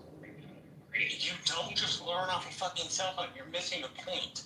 If you leave a society up to its natural inclination to not educate people, then what's going to happen, human history says, for 10,000 years of recorded human history, is that rich people will sit at the top, they will use their power and education to prevent the people at the bottom from getting educated. So they will have a permanent worker class. And those people will stay permanently on top until the society collapses. I don't know about you, but I don't want to fucking live in a place like that. I just don't believe this. It's so disconnected from reality. Well, of course, you stick your finger up to figure out which way the wind is blowing before you talk, so I don't expect much different. The problem is, Marshall, you actually live in that society right now. I live in a society where we can do better. I live in a society where people live in town. That's the problem. Yeah, no, you're right. We can do better, but people choose not to. Yes. It's just funny. It's funny to me how the argument always leads back to oh yeah, and so we have to pay more money to the school teachers unions. And that's not what I said, and that's not what anybody in this fucking room said. You are extrapolating out to something that no one actually fucking said. Yeah. Increase the money to that. Increase the money for food. You're missing the point. No one said that here, agent. Look weak. Yeah, not one person said that. But what we did say is if you do want a better school, curriculum for your children, you have to pay for it. But people do pay for it. Paying for it is great. Using your base political unit of your school district is even better. Towards private schools, buddy. I'm not saying 10 at private schools. I'm saying in a town. Not you, Marshall. The other guy. Okay. BB, did you go to public school did you go to public school in America or to private school like Jewish day school? My children are all in private school. Like Jewish day school, yeah. Not Jewish, private, like camps, yeah. Like started from Montessori to academies. So from 14 months old, they were in Montessori, and then from grade 1 they go to academies, right? Private school. So the average wage earner in the United States cannot afford to send their kids to a private school, to private institutions. So this is why we have collective. Oh, I get it. I know it's $18,000 per student per kid. I get it. But in Canada, it kind of the problem is at the Montessori, what I didn't like I liked it. It was $1,200 per kid, right? But then the government came in and made this subsidy where any kids can come into this school, and it's only $500 a month. So it's cheaper than fucking daycare for parents that put their kids in daycare. Now they're putting them in Montessori learning. And then now I noticed, with my kids, that they're learning fucked up kids because of these other kids that come there that are the parents really can't afford private school learning, so they have different goals and principles in their household, and it reciprocates with the kid in the Montessori, and it's kind of changing the way the Montessori is because they're letting anybody come, anybody whoever they're letting the poor unwashed teeth. Yeah, I didn't want to be I didn't want to say that, but yeah, they're letting the poverty kids come and then the kids are a little sick and they're like, I just got a cold, and then the whole fucking school gets sick because the parents don't give a fuck, and then it becomes a huge problem. But I noticed the schooling hasn't changed, but the way the students are, that has changed. And then my daughters and my sons, they pick up on certain things where they never picked up on before, where they weren't How old are they? exposed to it. How old are they, if you don't mind? Mine are 8 and 6. Pardon? Pardon? He's asking around what age they are.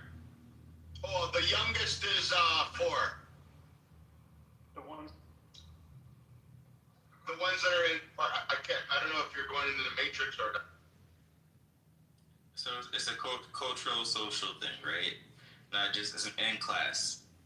So you're saying that that poor people shouldn't be able, who can afford to pay for their kids because they probably don't have a great education either, should be held accountable for paying whatever tuition there is to pay for their kids to go to whatever school they can afford.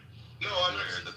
So at the same time, as much as I notice a lot of the parents are complaining, I kind of like it that it's mixing, and because instead of my children being sheltered and then not being exposed to every type of child, it helps their character and it helps them learn certain things.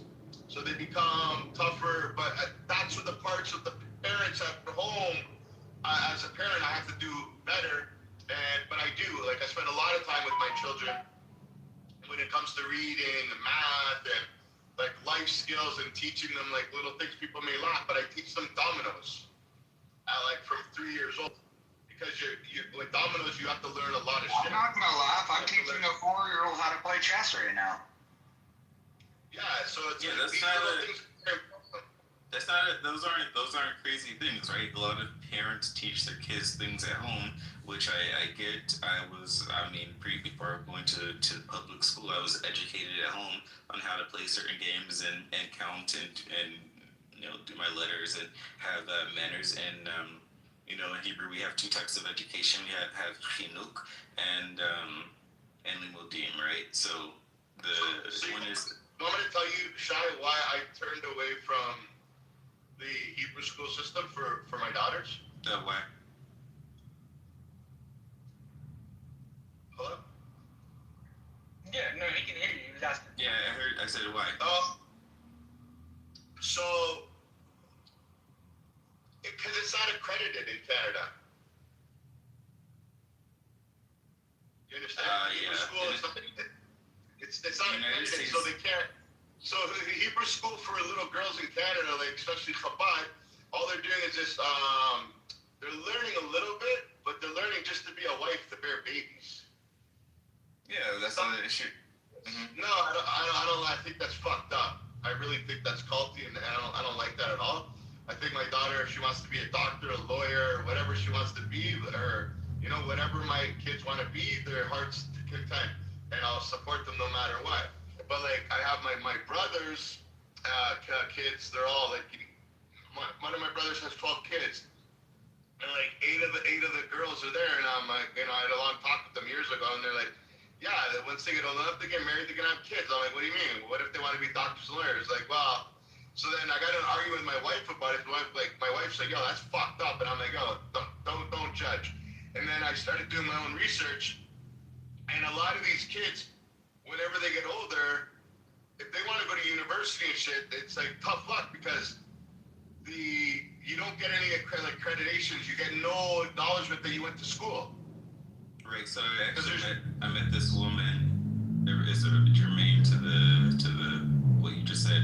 I met this woman a few months ago, and she is an ex-Chabad. She grew up secular Israeli, but then she became Chabad in the 40 or 50 years ago or something like this. So she was younger, and she said, Chabad has changed over the years. It used to be so that people could learn and go to college, and it would be expected that you would have a basic education. And she said over her 30 or 40 years in the Chabad system, lifestyle, the education system went downhill, and now people are what you described, where they're preparing young women to be stay-at-home wives, and their husbands are learning and they aren't really doing anything, and they actually end up living off of the system because they don't actually end up going to work.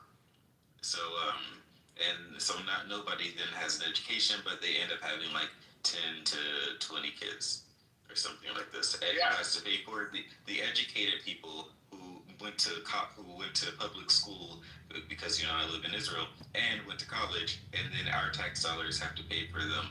And they actually they passed a law here that where the Haredim, they get 50% off of their bus rides or their public transportation. Everybody else has to pay full price or to double the price. So to me, that's a problem, right? But when you think about how crazy that is, so the teachers, majority of the teachers went through higher education that are teaching in those school systems, right? And then, so like the rabbi of the school, and then like the rabbi wife. Yeah, it's actually my rabbi brother calling me right now too. So crazy. But the rabbi and then the rabbi's wife, she's probably a doctor, where she's actually educated. So it didn't make sense to me. I'm like, hold on. She's educated, he's educated, but they're teaching a school system where you can't take nothing from it to further your education. So I was like, this seems backwards. Yeah, so like yes, I know what you mean. And the funny part is, at least in Israel, is that they're going to go to like a state-funded school, but they control it in like a private school situation where they have like their religious education, and the rest of the public is going to go to school. So the point of the matter is that there are poor people at the bottom who want to find a way to get to the top, and because their parents can't afford to send them to any school or pay like $20,000 or however much a year to do that, that means that they won't be able to get that education, because every time, like I grew up, my mother was like single mom, and like everything we did was subsidized. Like we went to Jewish camp, subsidized. So as much as like my mom fought to get in, she still worked 3 jobs, paying rent and feeding all of us children and clothing us, and by herself. My father never helped.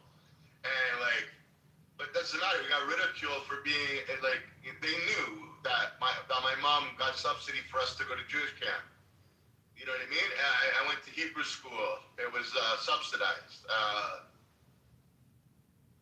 Yeah, there are a lot of people out there who are actually subsidized that go to schools. Like even some of the people that you may not think about, they get subsidies because it's so expensive. I have a friend who made like almost $100,000 a year, maybe $200,000 a year. She had a really good job, but she was a single parent and she couldn't afford it, so she had to get subsidies from the community to help her with some of her. Yeah. Like a buddy of mine right now, my friend's kid, he put his kid in a boot camp, okay? For the past 5 years. And now the kid's on his way to university. Amazing. But it was $80,000 a year. Who the fuck can afford that? The kid was kind of troubled, but now the kid's amazing. He's in fucking... He's becoming like he's in law school to become a lawyer for the government. That's what he wants. But for 5 years, $80,000. Like, who the fuck can afford that? You know what I mean? To give this kid some, and then the kid wasn't allowed to leave for the whole year. 1 week out of the whole year, he was allowed to leave. Wasn't allowed to call. So it was like kind of jail for the kid. But when he told me how much, I was like, bullshit. And then he showed me the statements, and I was like, wow, what the fuck? Like, I thought I was paying a lot for private school. I don't think private school should be that much money, personally. I think it kind of keeps the working class working, and it keeps the upper class, like, you know what I mean? I never grew up upper class, like, you know what I mean? I worked my ass off to be able to afford, and my wife, especially my wife, thank God, but to be able to afford for proper education. But I find it I think that's big problematic. Right. You should have a choice if you want to go to private school or you want to go to public school. And don't get it twisted. They still have to include the curriculum in private school too. But there's just a different way of, whether they put more emphasis on being like genders and all this shit, like, you know what I mean? Because I know a couple of my friends, they took their kids right out of school as soon as this whole thing happened in Canada with this bill where the kids become property of the state and with the gender stuff and the trans and everything. Right away, pulled the kids right out of school, sold their businesses, moved to the States illegally, ended up like working their ass off to try and get it legal, so they're in the States being productive citizens because they're like, hell fucking no, I'm not having it. I was like, damn. And actually, in every Western country, your children are wards of the state. In America, if you were born on American soil, you are basically a ward of the state until you are 18. You are in the care of your parents. But if your parents cannot facilitate or properly take care of you, then the government can take the children away from you. This is in every Western state that we have, including Israel. Children are not parents give birth to them and they nurture them, they take care of them. But if there's an event or certain things that happen, the state has the ability to confiscate them. Absolutely. Yeah. People think, you know what I mean? They think the kids are theirs. They're not. Yeah, so this is... It's unfortunate. Well, I mean, why? In a way, we say it also in Judaism that our kids don't belong to us, they belong to God, right? Yeah, but God has better intentions for a kid as opposed to the public school system. Well, we hope but anyway, the school is that the state requires a certain, educated mass population. We are, contrary to what people like to believe, we are not like individuals. The company is reliant on those people, those young people, to be the future of the country in order to perpetuate. They do. You cannot. Simon doesn't believe that a state perpetuates itself. Guess what, Simon? If a dictator, a real crazy dictator like Vladimir Putin, were to take over America, Canada, and the UK, then you want to live in those countries. You would be trying to find your best way out of those countries. That's just a dictator. I know. The state is made up of individuals.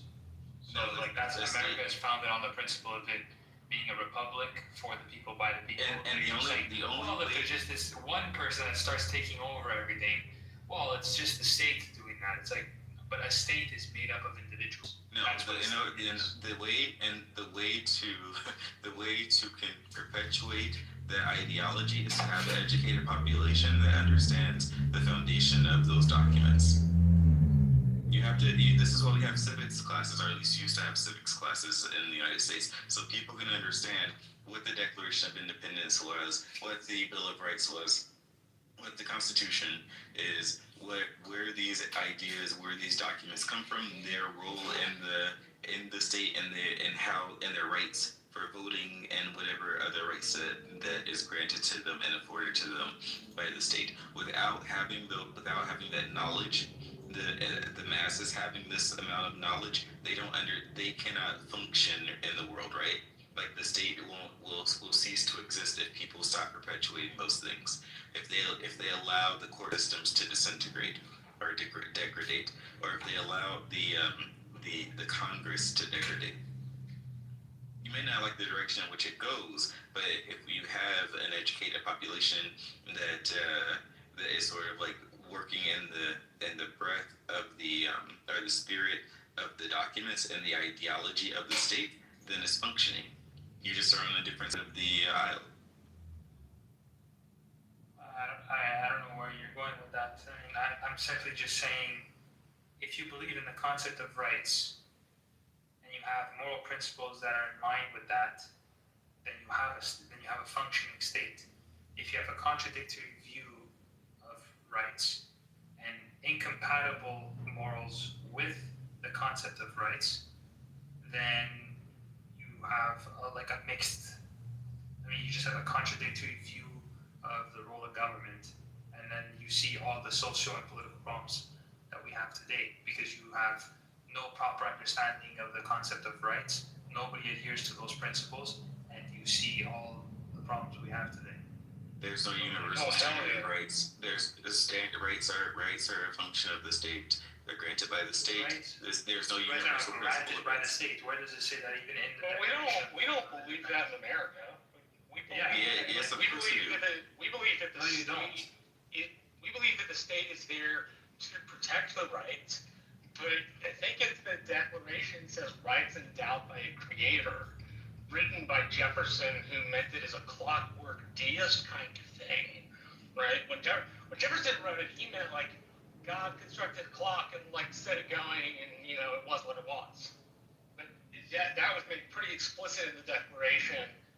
And then if you read around the Federalist and Anti-Federalist papers, there are arguments about rights coming from more than government, and particularly noting people like, oh God, I wanted to call him Rousseau, but his name is not Rousseau. John Locke. John Locke, yeah. That's the one I'm thinking of off the top of my head. Yeah, so that's the thing, is that America's principle is that there are rights endowed by a creator, and when you go to a different country, you ask whose creator endowed us with these rights, right? Like, you go to China, whose creator endows you with rights there? You go to Russia, That doesn't wait, negate. 1 second, Simon. Who you go to Russia, whose creator endows you with rights? Like, this is the issue. And America, it is granting you the rights. What it's saying is we believe that there are these fundamental rights that you have as a citizen or a person working within this citizenry, and because of that, we will protect those rights. They're saying the rights to liberty and freedom come directly from a creator, that they are not granted by government, that they are granted just because you are alive. No, they just said Simply they're because you accepting are this alive. fact. No, simply because part of the argument was simply because you are alive, you deserve to be free. Simply because you are alive, you deserve certain liberties. And that's not rooted in government giving it out. That's saying simply by being a human, you possess these rights. Okay, yeah, that's what they believe. They believe it, and therefore they are willing to protect it. But not every state is going to protect it. That's when Marshall came in the end of it, because we were talking about having the need for a highly educated population in order to perpetuate the way a state functions. Just because papers and documents are written down doesn't mean it won't mean anything if nobody reads them or understands how they work. Well, that's not what I'm Yeah, I mean, I saying. think Simon highlighted it perfectly, though. But he did it. He's going off this Ayn Rand sort of like there's a universal principle, and this is what we have to believe, blah blah blah. But like that is not the way the entire world works, and that's not the way the world is going to work if the majority of the American population doesn't understand what those rights are. It can easily be erased very easily. Well, The rightful there's action only can go 4 away if theories. the citizens don't have responsibilities for maintaining them. Say that again, Mark. I can't hear you. Your mic is low, or maybe Simon's mic is. No, Simon, I think I talked over you. I'm sorry. Go ahead. No, I was just gonna say, like, the entire concept of politics is the application of ethics to social questions. So if you and I want to talk about like a right, like the concept itself, there's only 4 theories that people really fall into. So then the question becomes, well, which theory upholds the closest to reality, and which one are you willing to adopt because it's consistent with like actual like reality? So if you accept the premise that the government grants us rights, then you essentially believe that there is no such thing as rights, because if the government grants you rights, then the government can just take away rights, and then it's up to you to identify the principle to which, well, the government can just take them away in this instance, but they can't in this instance, or they can in any instance as long as we all vote on it or whatever. Or there's the theory that God grants us rights, now it's up to you to actually be able to demonstrate what that actually means in reality, rather than just say, yeah, well, God gave us the rights, so, it is what it is. Like, is it an invisible force field or whatever? The third theory is you're just like born with rights. It's just like the intrinsic view that somewhere in your body, you're just born with rights. It doesn't matter where you are in the world. Like, if you're born in North Korea, you're born with rights, but Kim Jong-un just doesn't like it, so he can still violate your right to life. And then you have the fourth theory, which is a right is a moral principle that defines your freedom of action, and it's a declaration of your freedom, and the government is there to recognize that principle and say, yeah, all laws are predicated on the principle of this one moral principle that we cannot violate. So it's up to you to accept which principle you want to uphold, but it's basically those four theories that people fall under when they're talking about rights. So, I adhere to it. A right is a moral principle. So it's either I uphold your property rights and I won't go into your house and steal from you, or, I don't care about your rights and I just walk in and take whatever the hell I want. Yeah, and what happens when you go into China or someplace and the police kick in your door and take everything? Yeah, and those people just don't care about your rights. That's my point. Those people don't care about that principle. So they're saying, yeah, we don't care about your rights. But that's that. They're just not adhering to the theory. They're just not upholding to the theory. It's like saying, well, I believe in property rights, right? So you have to uphold the concept itself, right? But in China, they're just, yeah, we don't care about property rights, so it doesn't matter.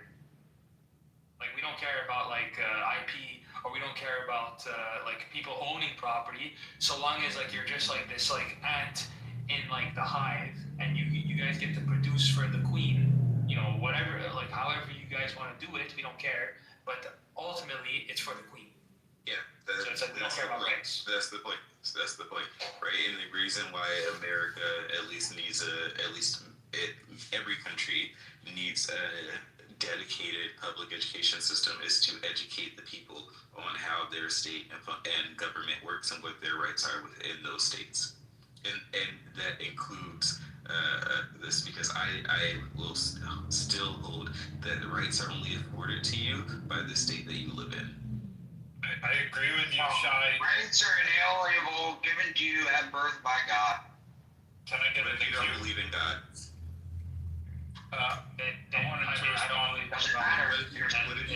What if you believe in Allah? What if you believe in Sun Tzu? What do you mean? What are you talking about? Those people don't You can believe in the tooth fairy, it doesn't. No, but that's why I'm saying that's a very good point, because if you believe in Allah and if you say that rights are inalienable, but then if I say anything bad about Allah and this guy comes and says, well, Allah willed it for me to kill you, so I'm doing what's right, you don't have freedom of speech, because that guy just doesn't uphold the principle of what freedom of speech actually is. Yeah, and that's why it has nothing to do with rights. That's why most logical people think America has the best fundamental rights, because they're derived from Christianity.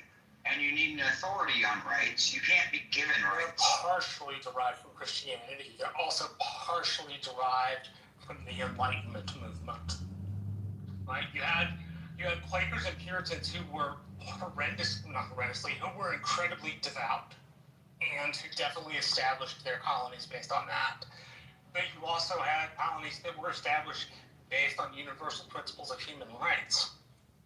So, it's not all one, it's not all the other, it's kind of a mix of the two. Yeah, so I'm speaking more generally and not, more abstractly, and not specific to America.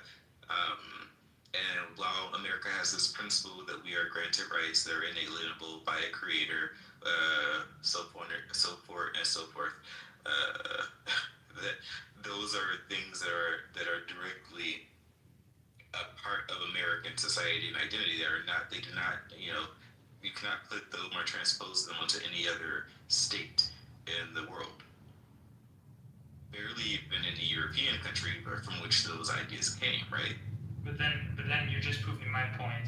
Either the No, theory I'm of not rights is proving your point. consistent, or it I'm proving isn't. your point. I'm proving my point. And my point is that whatever state you go to, your rights are granted to you or protected to you by the state. The state has those states have chosen which rights you have or have the ability to exercise, and they have chosen which of your rights they are going to protect. But that's my entire point.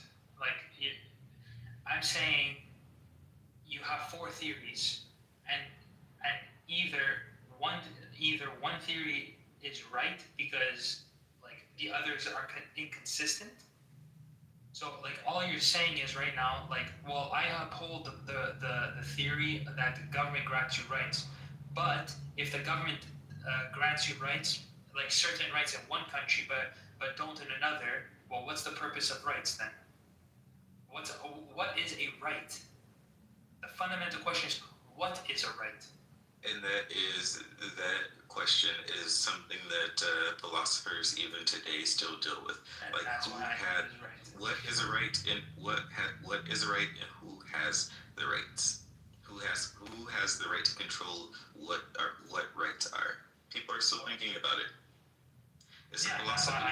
There are philosophies, but the way they work in practice is functionally, even in America, even with our philosophy that you are given these rights by a creator, it is still a philosophy that can change if not upheld by the courts, by the Congress, and by the president, and if the people are not educated to understand that.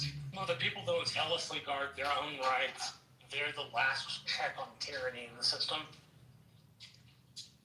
Yeah, all the other checks and balances go first, and then the very last check is the people. No, I agree with you. Usually the people check in when, especially if they're not less educated, until like shit hits the fan, and it's a bit too late, right? Yeah, typically that makes the argument for better education, though.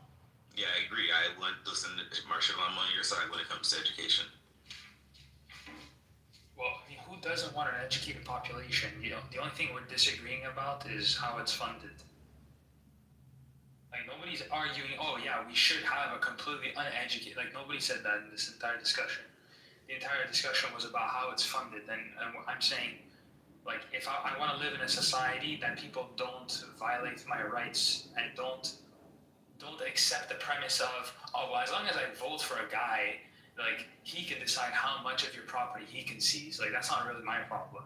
Like, I want to live in a society where people recognize and take the principles of individual rights serious, so that you have an actual flourishing society. Because if a right is a moral principle, either you uphold the principle or you don't. So you can't just fall back on, well, it's the government that grants it to you. So like, if the government just says, you know, if this shadow entity says, well, we're just taking all your rights. Okay, so like, does that make it just? The government isn't a shadow entity. The government is a body or a collection of bodies, and I personally believe that the people, at least in the state, the democratic state that I believe in, the people as a collective are a body of the government. The issue, what you are talking about is bureaucracy, and those are like, they are intertwined, but slightly different things. No, I'm still talking about rights. No. Yeah, you're talking about the bureaucracy. The bureaucracy is the shadow. No, I'm not talking about bureaucracy. We know what the government is. We know what the government is. At least in the United States, we know that it is the president, it is Congress, it is the Supreme Court, and it is the people as a collective. This is why we vote, right? And also you probably don't understand. And Congress. Say that again. And Congress. I said Congress, didn't I? Or did I say Senate? No, I think you just said Senate. Oh, excuse me, and the Congress. Thank you. And I don't think that Simon, as a Canadian, knows how. Like, maybe he does know that in the United States, our school taxes are local by local municipality or by city. So, like, people within a particular district of zip codes, which which is I think how they do it. Our collection of zip codes. Yeah. They pay for their local school systems through their taxes. So if you are and probably by percentage, I guess. So and I think school levies or housing levies, whatever. However. So if you live in a place in a zip code where people have less money income overall, then their school systems are not going to be as great a quality. But if you live in like the most expensive neighborhood in the country, then they're going to have like the best education, probably even better than most private schools. That's so unfair. Everybody deserves the same level.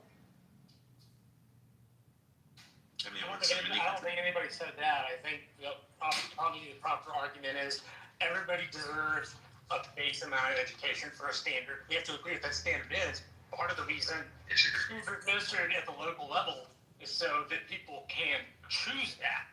Granted, it's within the metrics of like federal and state guidelines, but in your local municipality, you get to choose most of that stuff. Can you define deserve for me? Can I define deserve? Yes. Off the top of my head, no. What I mean when I say deserve is if you want an educated population and a society that continues to flourish, you'll make sure all people have a base education and a base understanding of government, the rights they have, and how the system functions. Literally all I'm saying. It's really not that What if I don't want that? Then you are allowed to opt out of that. You are allowed in your municipal setting to say you don't want to be part of that. Now, if the state says you must put your children in school, well, then you're allowed to homeschool your kids. And you can teach them within the metrics of what the state says. I think some states are now pushing to ban homeschooling. Well, then move states. I mean, I don't know what to tell you. Yeah, but is that right or wrong? I don't think it's right. If it's the collective will of the Democratic people in that particular state, then America is not a democracy, my guy. It's not. No, America is a democracy. No, it is not. Yes, it is. Every state election is a 50 plus 1% election. It's direct democracy. Our president is an electoral college, and our representatives and our senators are more indirect. But the actual state mechanism works on a 50 plus 1% election scale. That's direct democracy, my friend. That's representative. Representative democracy is what we have at the federal level. No. Direct democracy is when you vote on every issue. A representative democracy is when you vote to get people to represent you. What you have on the federal level is a constitutionally based republic. Yes, on the federal level. At a state level, when you have elections inside, say, school districts, you're still having 50 plus 1% elections. Dave, who did you vote for in the election, if you don't mind me asking? Marshall, do you find it wild when somebody tries to contradict? No, I didn't know you were Canadian. I thought you were in the United States. Especially when it comes to politics, Marshall. I don't like to vote because it basically is me agreeing to the terms, and I don't agree to the terms. You want to bitch, yet you want to do nothing about your bitching. Oh, I do everything about it. I do everything I can. Okay, then what is everything you can? Like voting? Everything that I feel I morally can. No, voting is outside. That's everything you can do. Voting's part of it. I tried to. No, you said everything you can do. Part of that is voting. No, I disagree. And also, he wants to do everything. You say you do most of the things that you can do. Do you want me to explain why? Yeah, just change your terminology. Say most of the things you do. I have a moral problem with voting. Yeah, but you're not doing everything you could do. You're doing most or some of the things you can do. Yeah, all. When you say you're doing all the things, that encompasses all things. Let me explain something to you. I don't believe I can vote. It goes against my morality. No, I have to basically say that I'm okay with theft, murder, and multiple other things. Yeah, but that's not the point. You said you're doing everything you can do, which encompasses everything. And if you're saying you don't vote, then you're not doing everything you can do. So am I not doing everything I can do? That would encompass everything. Hold on. No, you're not. Hold on. Am I not doing everything I can do because I haven't killed the politicians? No, Nobody said any of that. No, it's just it's the terminology that you use. Why am I not You said you're doing everything you can do. That encompasses all things. Why do you not include killing politicians in everything you can do? Killing politicians is fucking stupid. We're talking about everything you can do legally. Legally. You say you're doing everything you can do. Constitutionally and legally encompasses the word voting. What I can and cannot do is just based say you off do my most morality. things or some things. It's based off my morality, not legality. No. All you have to say is that you do most things or some things. You can't say you do everything. My best to do things, I break the law all the time, okay? I do those things because you're the equivalent. Hold on. Dave, you're the equivalent of a person that says, I'm doing everything I can to lose weight. Or are you dieting? No, I'm not doing dieting. Oh, okay, so you're not doing everything. No, this isn't. That's what you said. You don't have comprehension level. Like you should have gone to private school. Obviously not. No, Dave, you have. We're not going to get into comprehension and intellect. This is not going to turn out. Dave, it's weird that you want to belittle him when you said, I do everything I can do, but I don't vote. Yes, which is inside of. I'm explaining when I say everything I can do, I am talking about in my moral parameters. Could you, for instance, if you decided tomorrow that it was moral, could you go out and vote? I could, if I decided that it was moral. So you're not doing everything. You're not doing everything. Hold on. You also agree that even if you're voting, you're not doing everything. No, I said legally. You said about murdering people and all that kind of shit. That's not encompassed within when I say I'm doing everything I can do, I mean within a moral parameter. When you say it, you mean within a legal parameter. Yeah, exactly. People. Yeah. We are different people. But you have to understand.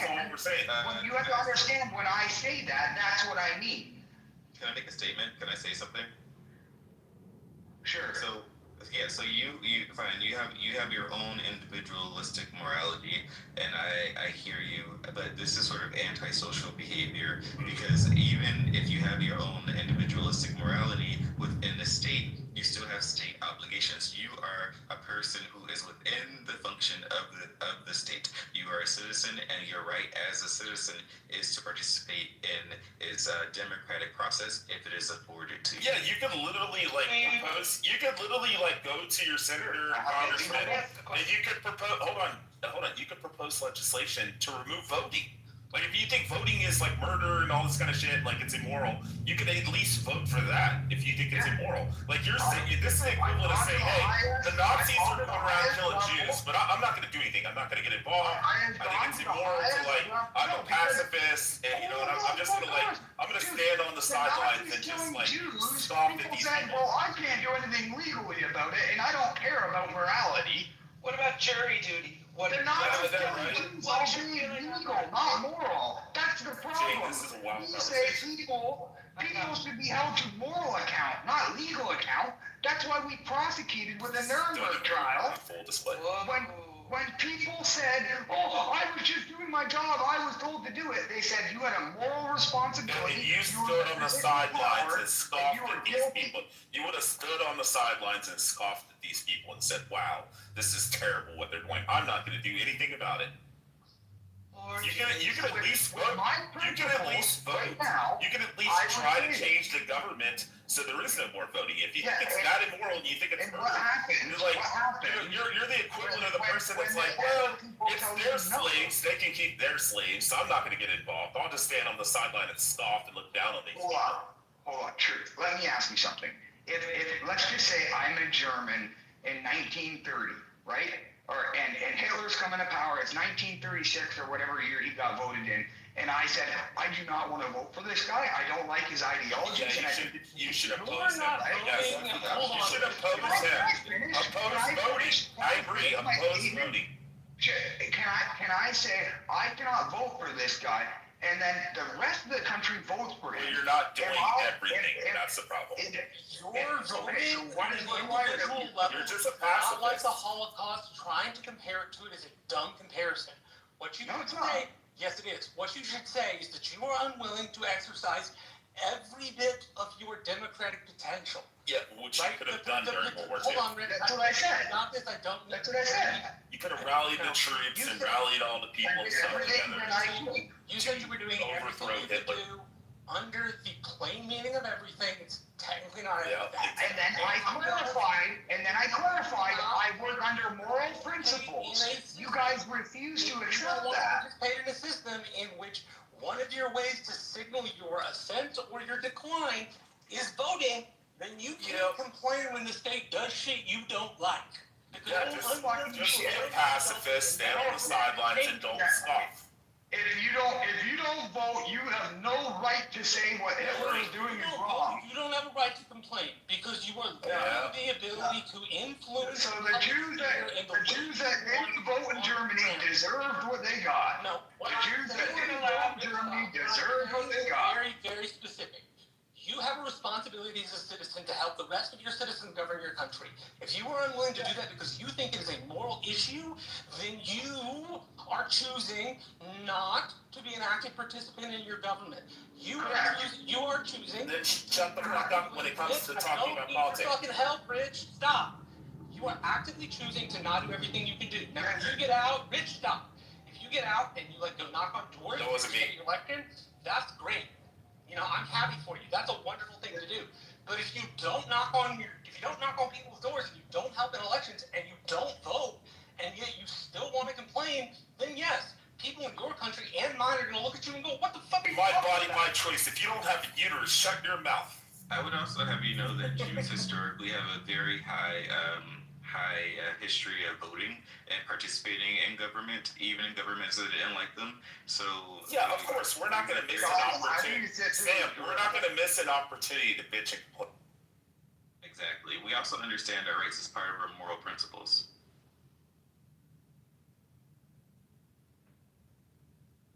I hate antisocial people. Yep.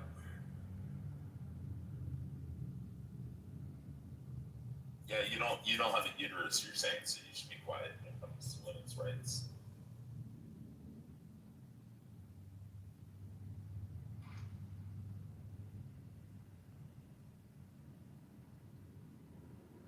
He left. I love doing that.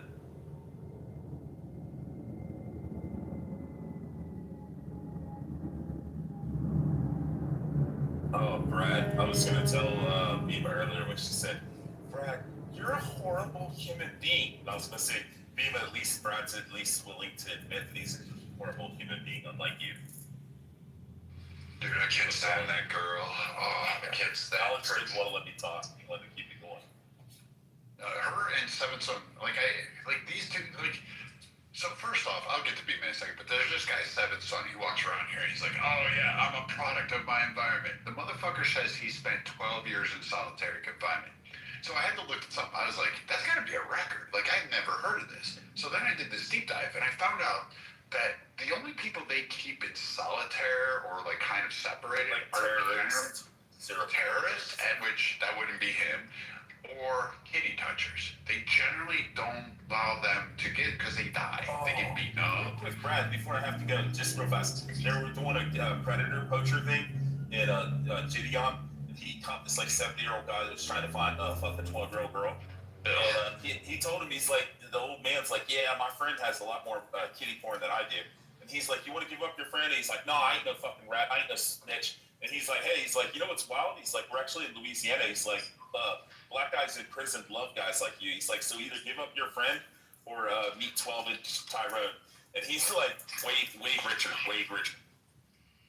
Yeah, see, and then, so I had to go through, and then I found out it was snitches. So either Seven Son snitched out somebody big in prison, he did something, and then they locked him away because he was going to die, and that was part of his conditions. Or he's a kitty toucher, or he's a terrorist. Now, he's not a terrorist. He's too stupid because he said, what was it? He said churches, synagogues, and all these religious entities are state-funded, government-funded entities. They're paid for by the government. I thought that was ironic. Clearly, this guy's a moron. So I proceeded to go there. Then you had Bima come in and start defending this guy, which was really weird to have a fat white woman come up and just like fucking put her fupa up there, like pop some bags of it and think she's going to own something. And it's just not going to happen. And so now they're still in that room, and I'm still amazed. Like, I'm gonna let y'all know something. Bima is not an attractive girl. She's actually really obese, like morbidly obese. Like, I am not kidding, like 600-pound life. And I know I'm hyperbole, but no, this girl is pushing like 300. Like, they're somewhere in that range. And I have yet to hear anything on this. And then the seventh son, like, who brags about being on disability payments, collecting government checks, and then says, oh, I own multiple businesses, I own properties in 2 states, I live in Carolina, and I live in Colorado, but all of a sudden you're on SSI, you're talking about how you can barely survive on Social Security disability? Like, that's just full of shit. So, calling these two idiots out has been a joy over the past week. And then they decided that Bima decided she was going to attack KK Stinney, which I thought was really ridiculously stupid because she was comparing herself to them. And I was like, two successful women who actually, can see their toes and reach their vaginas. Now they have the ability to sit there and kind of clap back. And I'm like, man, fat women always, it's always an obese woman trying to get in the way. Get rid of Point. Yeah, you're a big man for doing that, Viking, you little punk.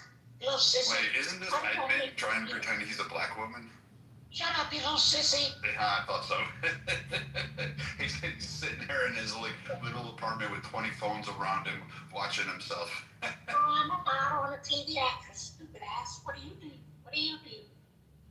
You're not a TV actress because you're in Clubhouse and YouTube does not make you a TV actress. You chase fat girls on Clubhouse. What do you do? Other than that, stop chasing fat girls. Chasing fat girls on Clubhouse. You loser. That's Edmund. You guys didn't know this. This is Edmund. John Kitover. This is all the same fucking guy. No fair. It's all the same.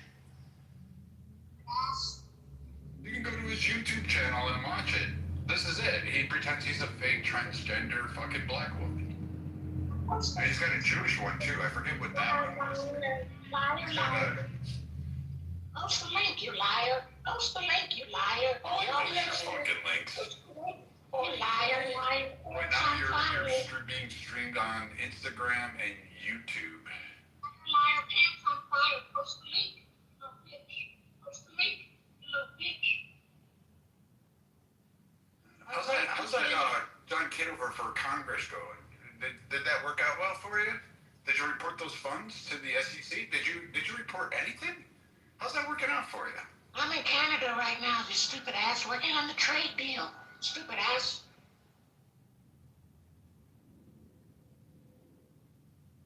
Link, you little liar. Liar, picked to fire. Again, Marshall, it's your room, but you guys have fun. No, it's bad. Somebody please shoot Point.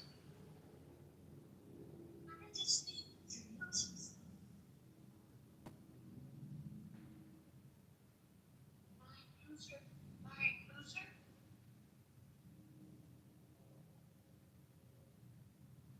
It's him. He's on Instagram. Well, post the link, you little bitch. The audience said, post the link, you little lying bitch. Lying bitch.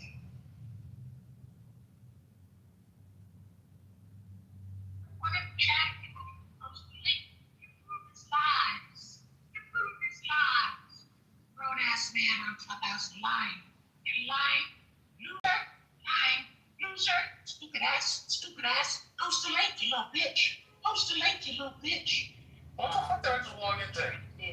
This is John Kitover. Just remove Point, like everybody asked you to, like 20 times. No one asked him to. It's just you, Mikey. You're lying. He's using one of those AI voice things. Yeah. Thank you. It's John Kitover. It always has been. Point's always been that. Point is point, and if you have a conversation with her about No, Marshall, Point is Edmund. You know that. Like it's no, I actually didn't know Point was Edmund. Yeah, it's the same fucking guy. It's John Kitover, Edmund, and Point. They're all the same fucking guy. Sitting in his underwear, his Fruit of the Loom whitey tighties with 20 phones around him, and he's running one of those fucking weird apps or whatever. He laughs about it. You can see it on his YouTube channel. Like when he was someone posted it one time, and they're like, check this shit out. And that's how we found out Point was Edmund, because he's sitting there fucking laughing about it, and you see his profile sitting right there, and he's like tweaking it. So that's why you remove Point. You don't have conversations with Point. You just remove it because you're being streamed. Yeah, that's a good idea. What's up, Brad? What's up, Norm? Hey, what's up? How do I see the evidence that Kitover is Point? Oh, you gotta go search YouTube. I don't click on links that like other people have. I'm not giving that man fucking traffic. But he was doxxed in a room. Well, like, do you remember when what's his name was on here? And he was like, oh, John Kitover for Congress and all that shit. And then Kitover started getting deep dive, and then Point came into a room when Kitover was removed immediately after, and it's always the same. It's over and over. And then people started streaming his YouTube and saying, look, he's got the profile sitting right up here. He's making changes to it. You can hear him on it, and he's laughing about it. And he's having a good time. Go watch his YouTube channels. He's got like 30 of them. What happened to the Canadian who thought voting was immoral, and voting in Canada is like voting in the Third Reich? Where'd that dude go?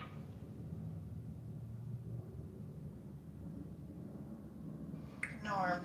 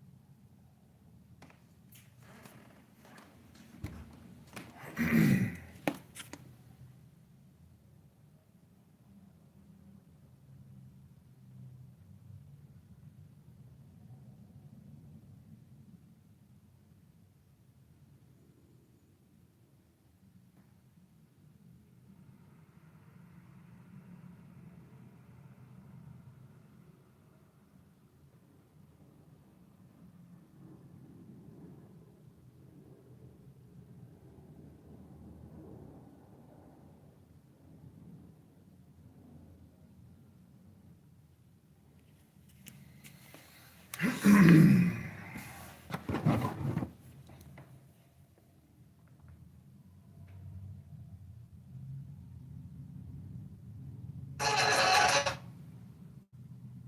very little time. So you missed my point. I didn't say that there weren't jobs, right? So, and again, using anecdotal experiences doesn't take away from the data and reality of where we are since the time you was a kid and when your mama was a kid and when her mama's mama was a kid, right? I'm saying that on average, right, if we look through times, because it's not linear. If we look at our history from an economic standpoint, right, it goes like up, down, up, down, up, down, up, down, right? It's not steady or linear. And you can tell that if somebody from back in the day could get a fucking loaf of bread for 5 cents versus now, where you can get bread for what, fucking $5 almost. Eggs are like $7, $9 places. We have inflation. And the problem is that most jobs, right, they are not moving with inflation, with the times. We all know that $10 an hour in the 1950s is not the same in 2025. All I'm saying is that there's not to say that there were people who weren't ambitious and had multiple streams of income back in the day, or there were people who had to make ends meet, so they had to have multiple streams of income. But what we see now in staggering amounts are people who have to work 2, 3, and sometimes 4 jobs just to make ends meet, when that was not the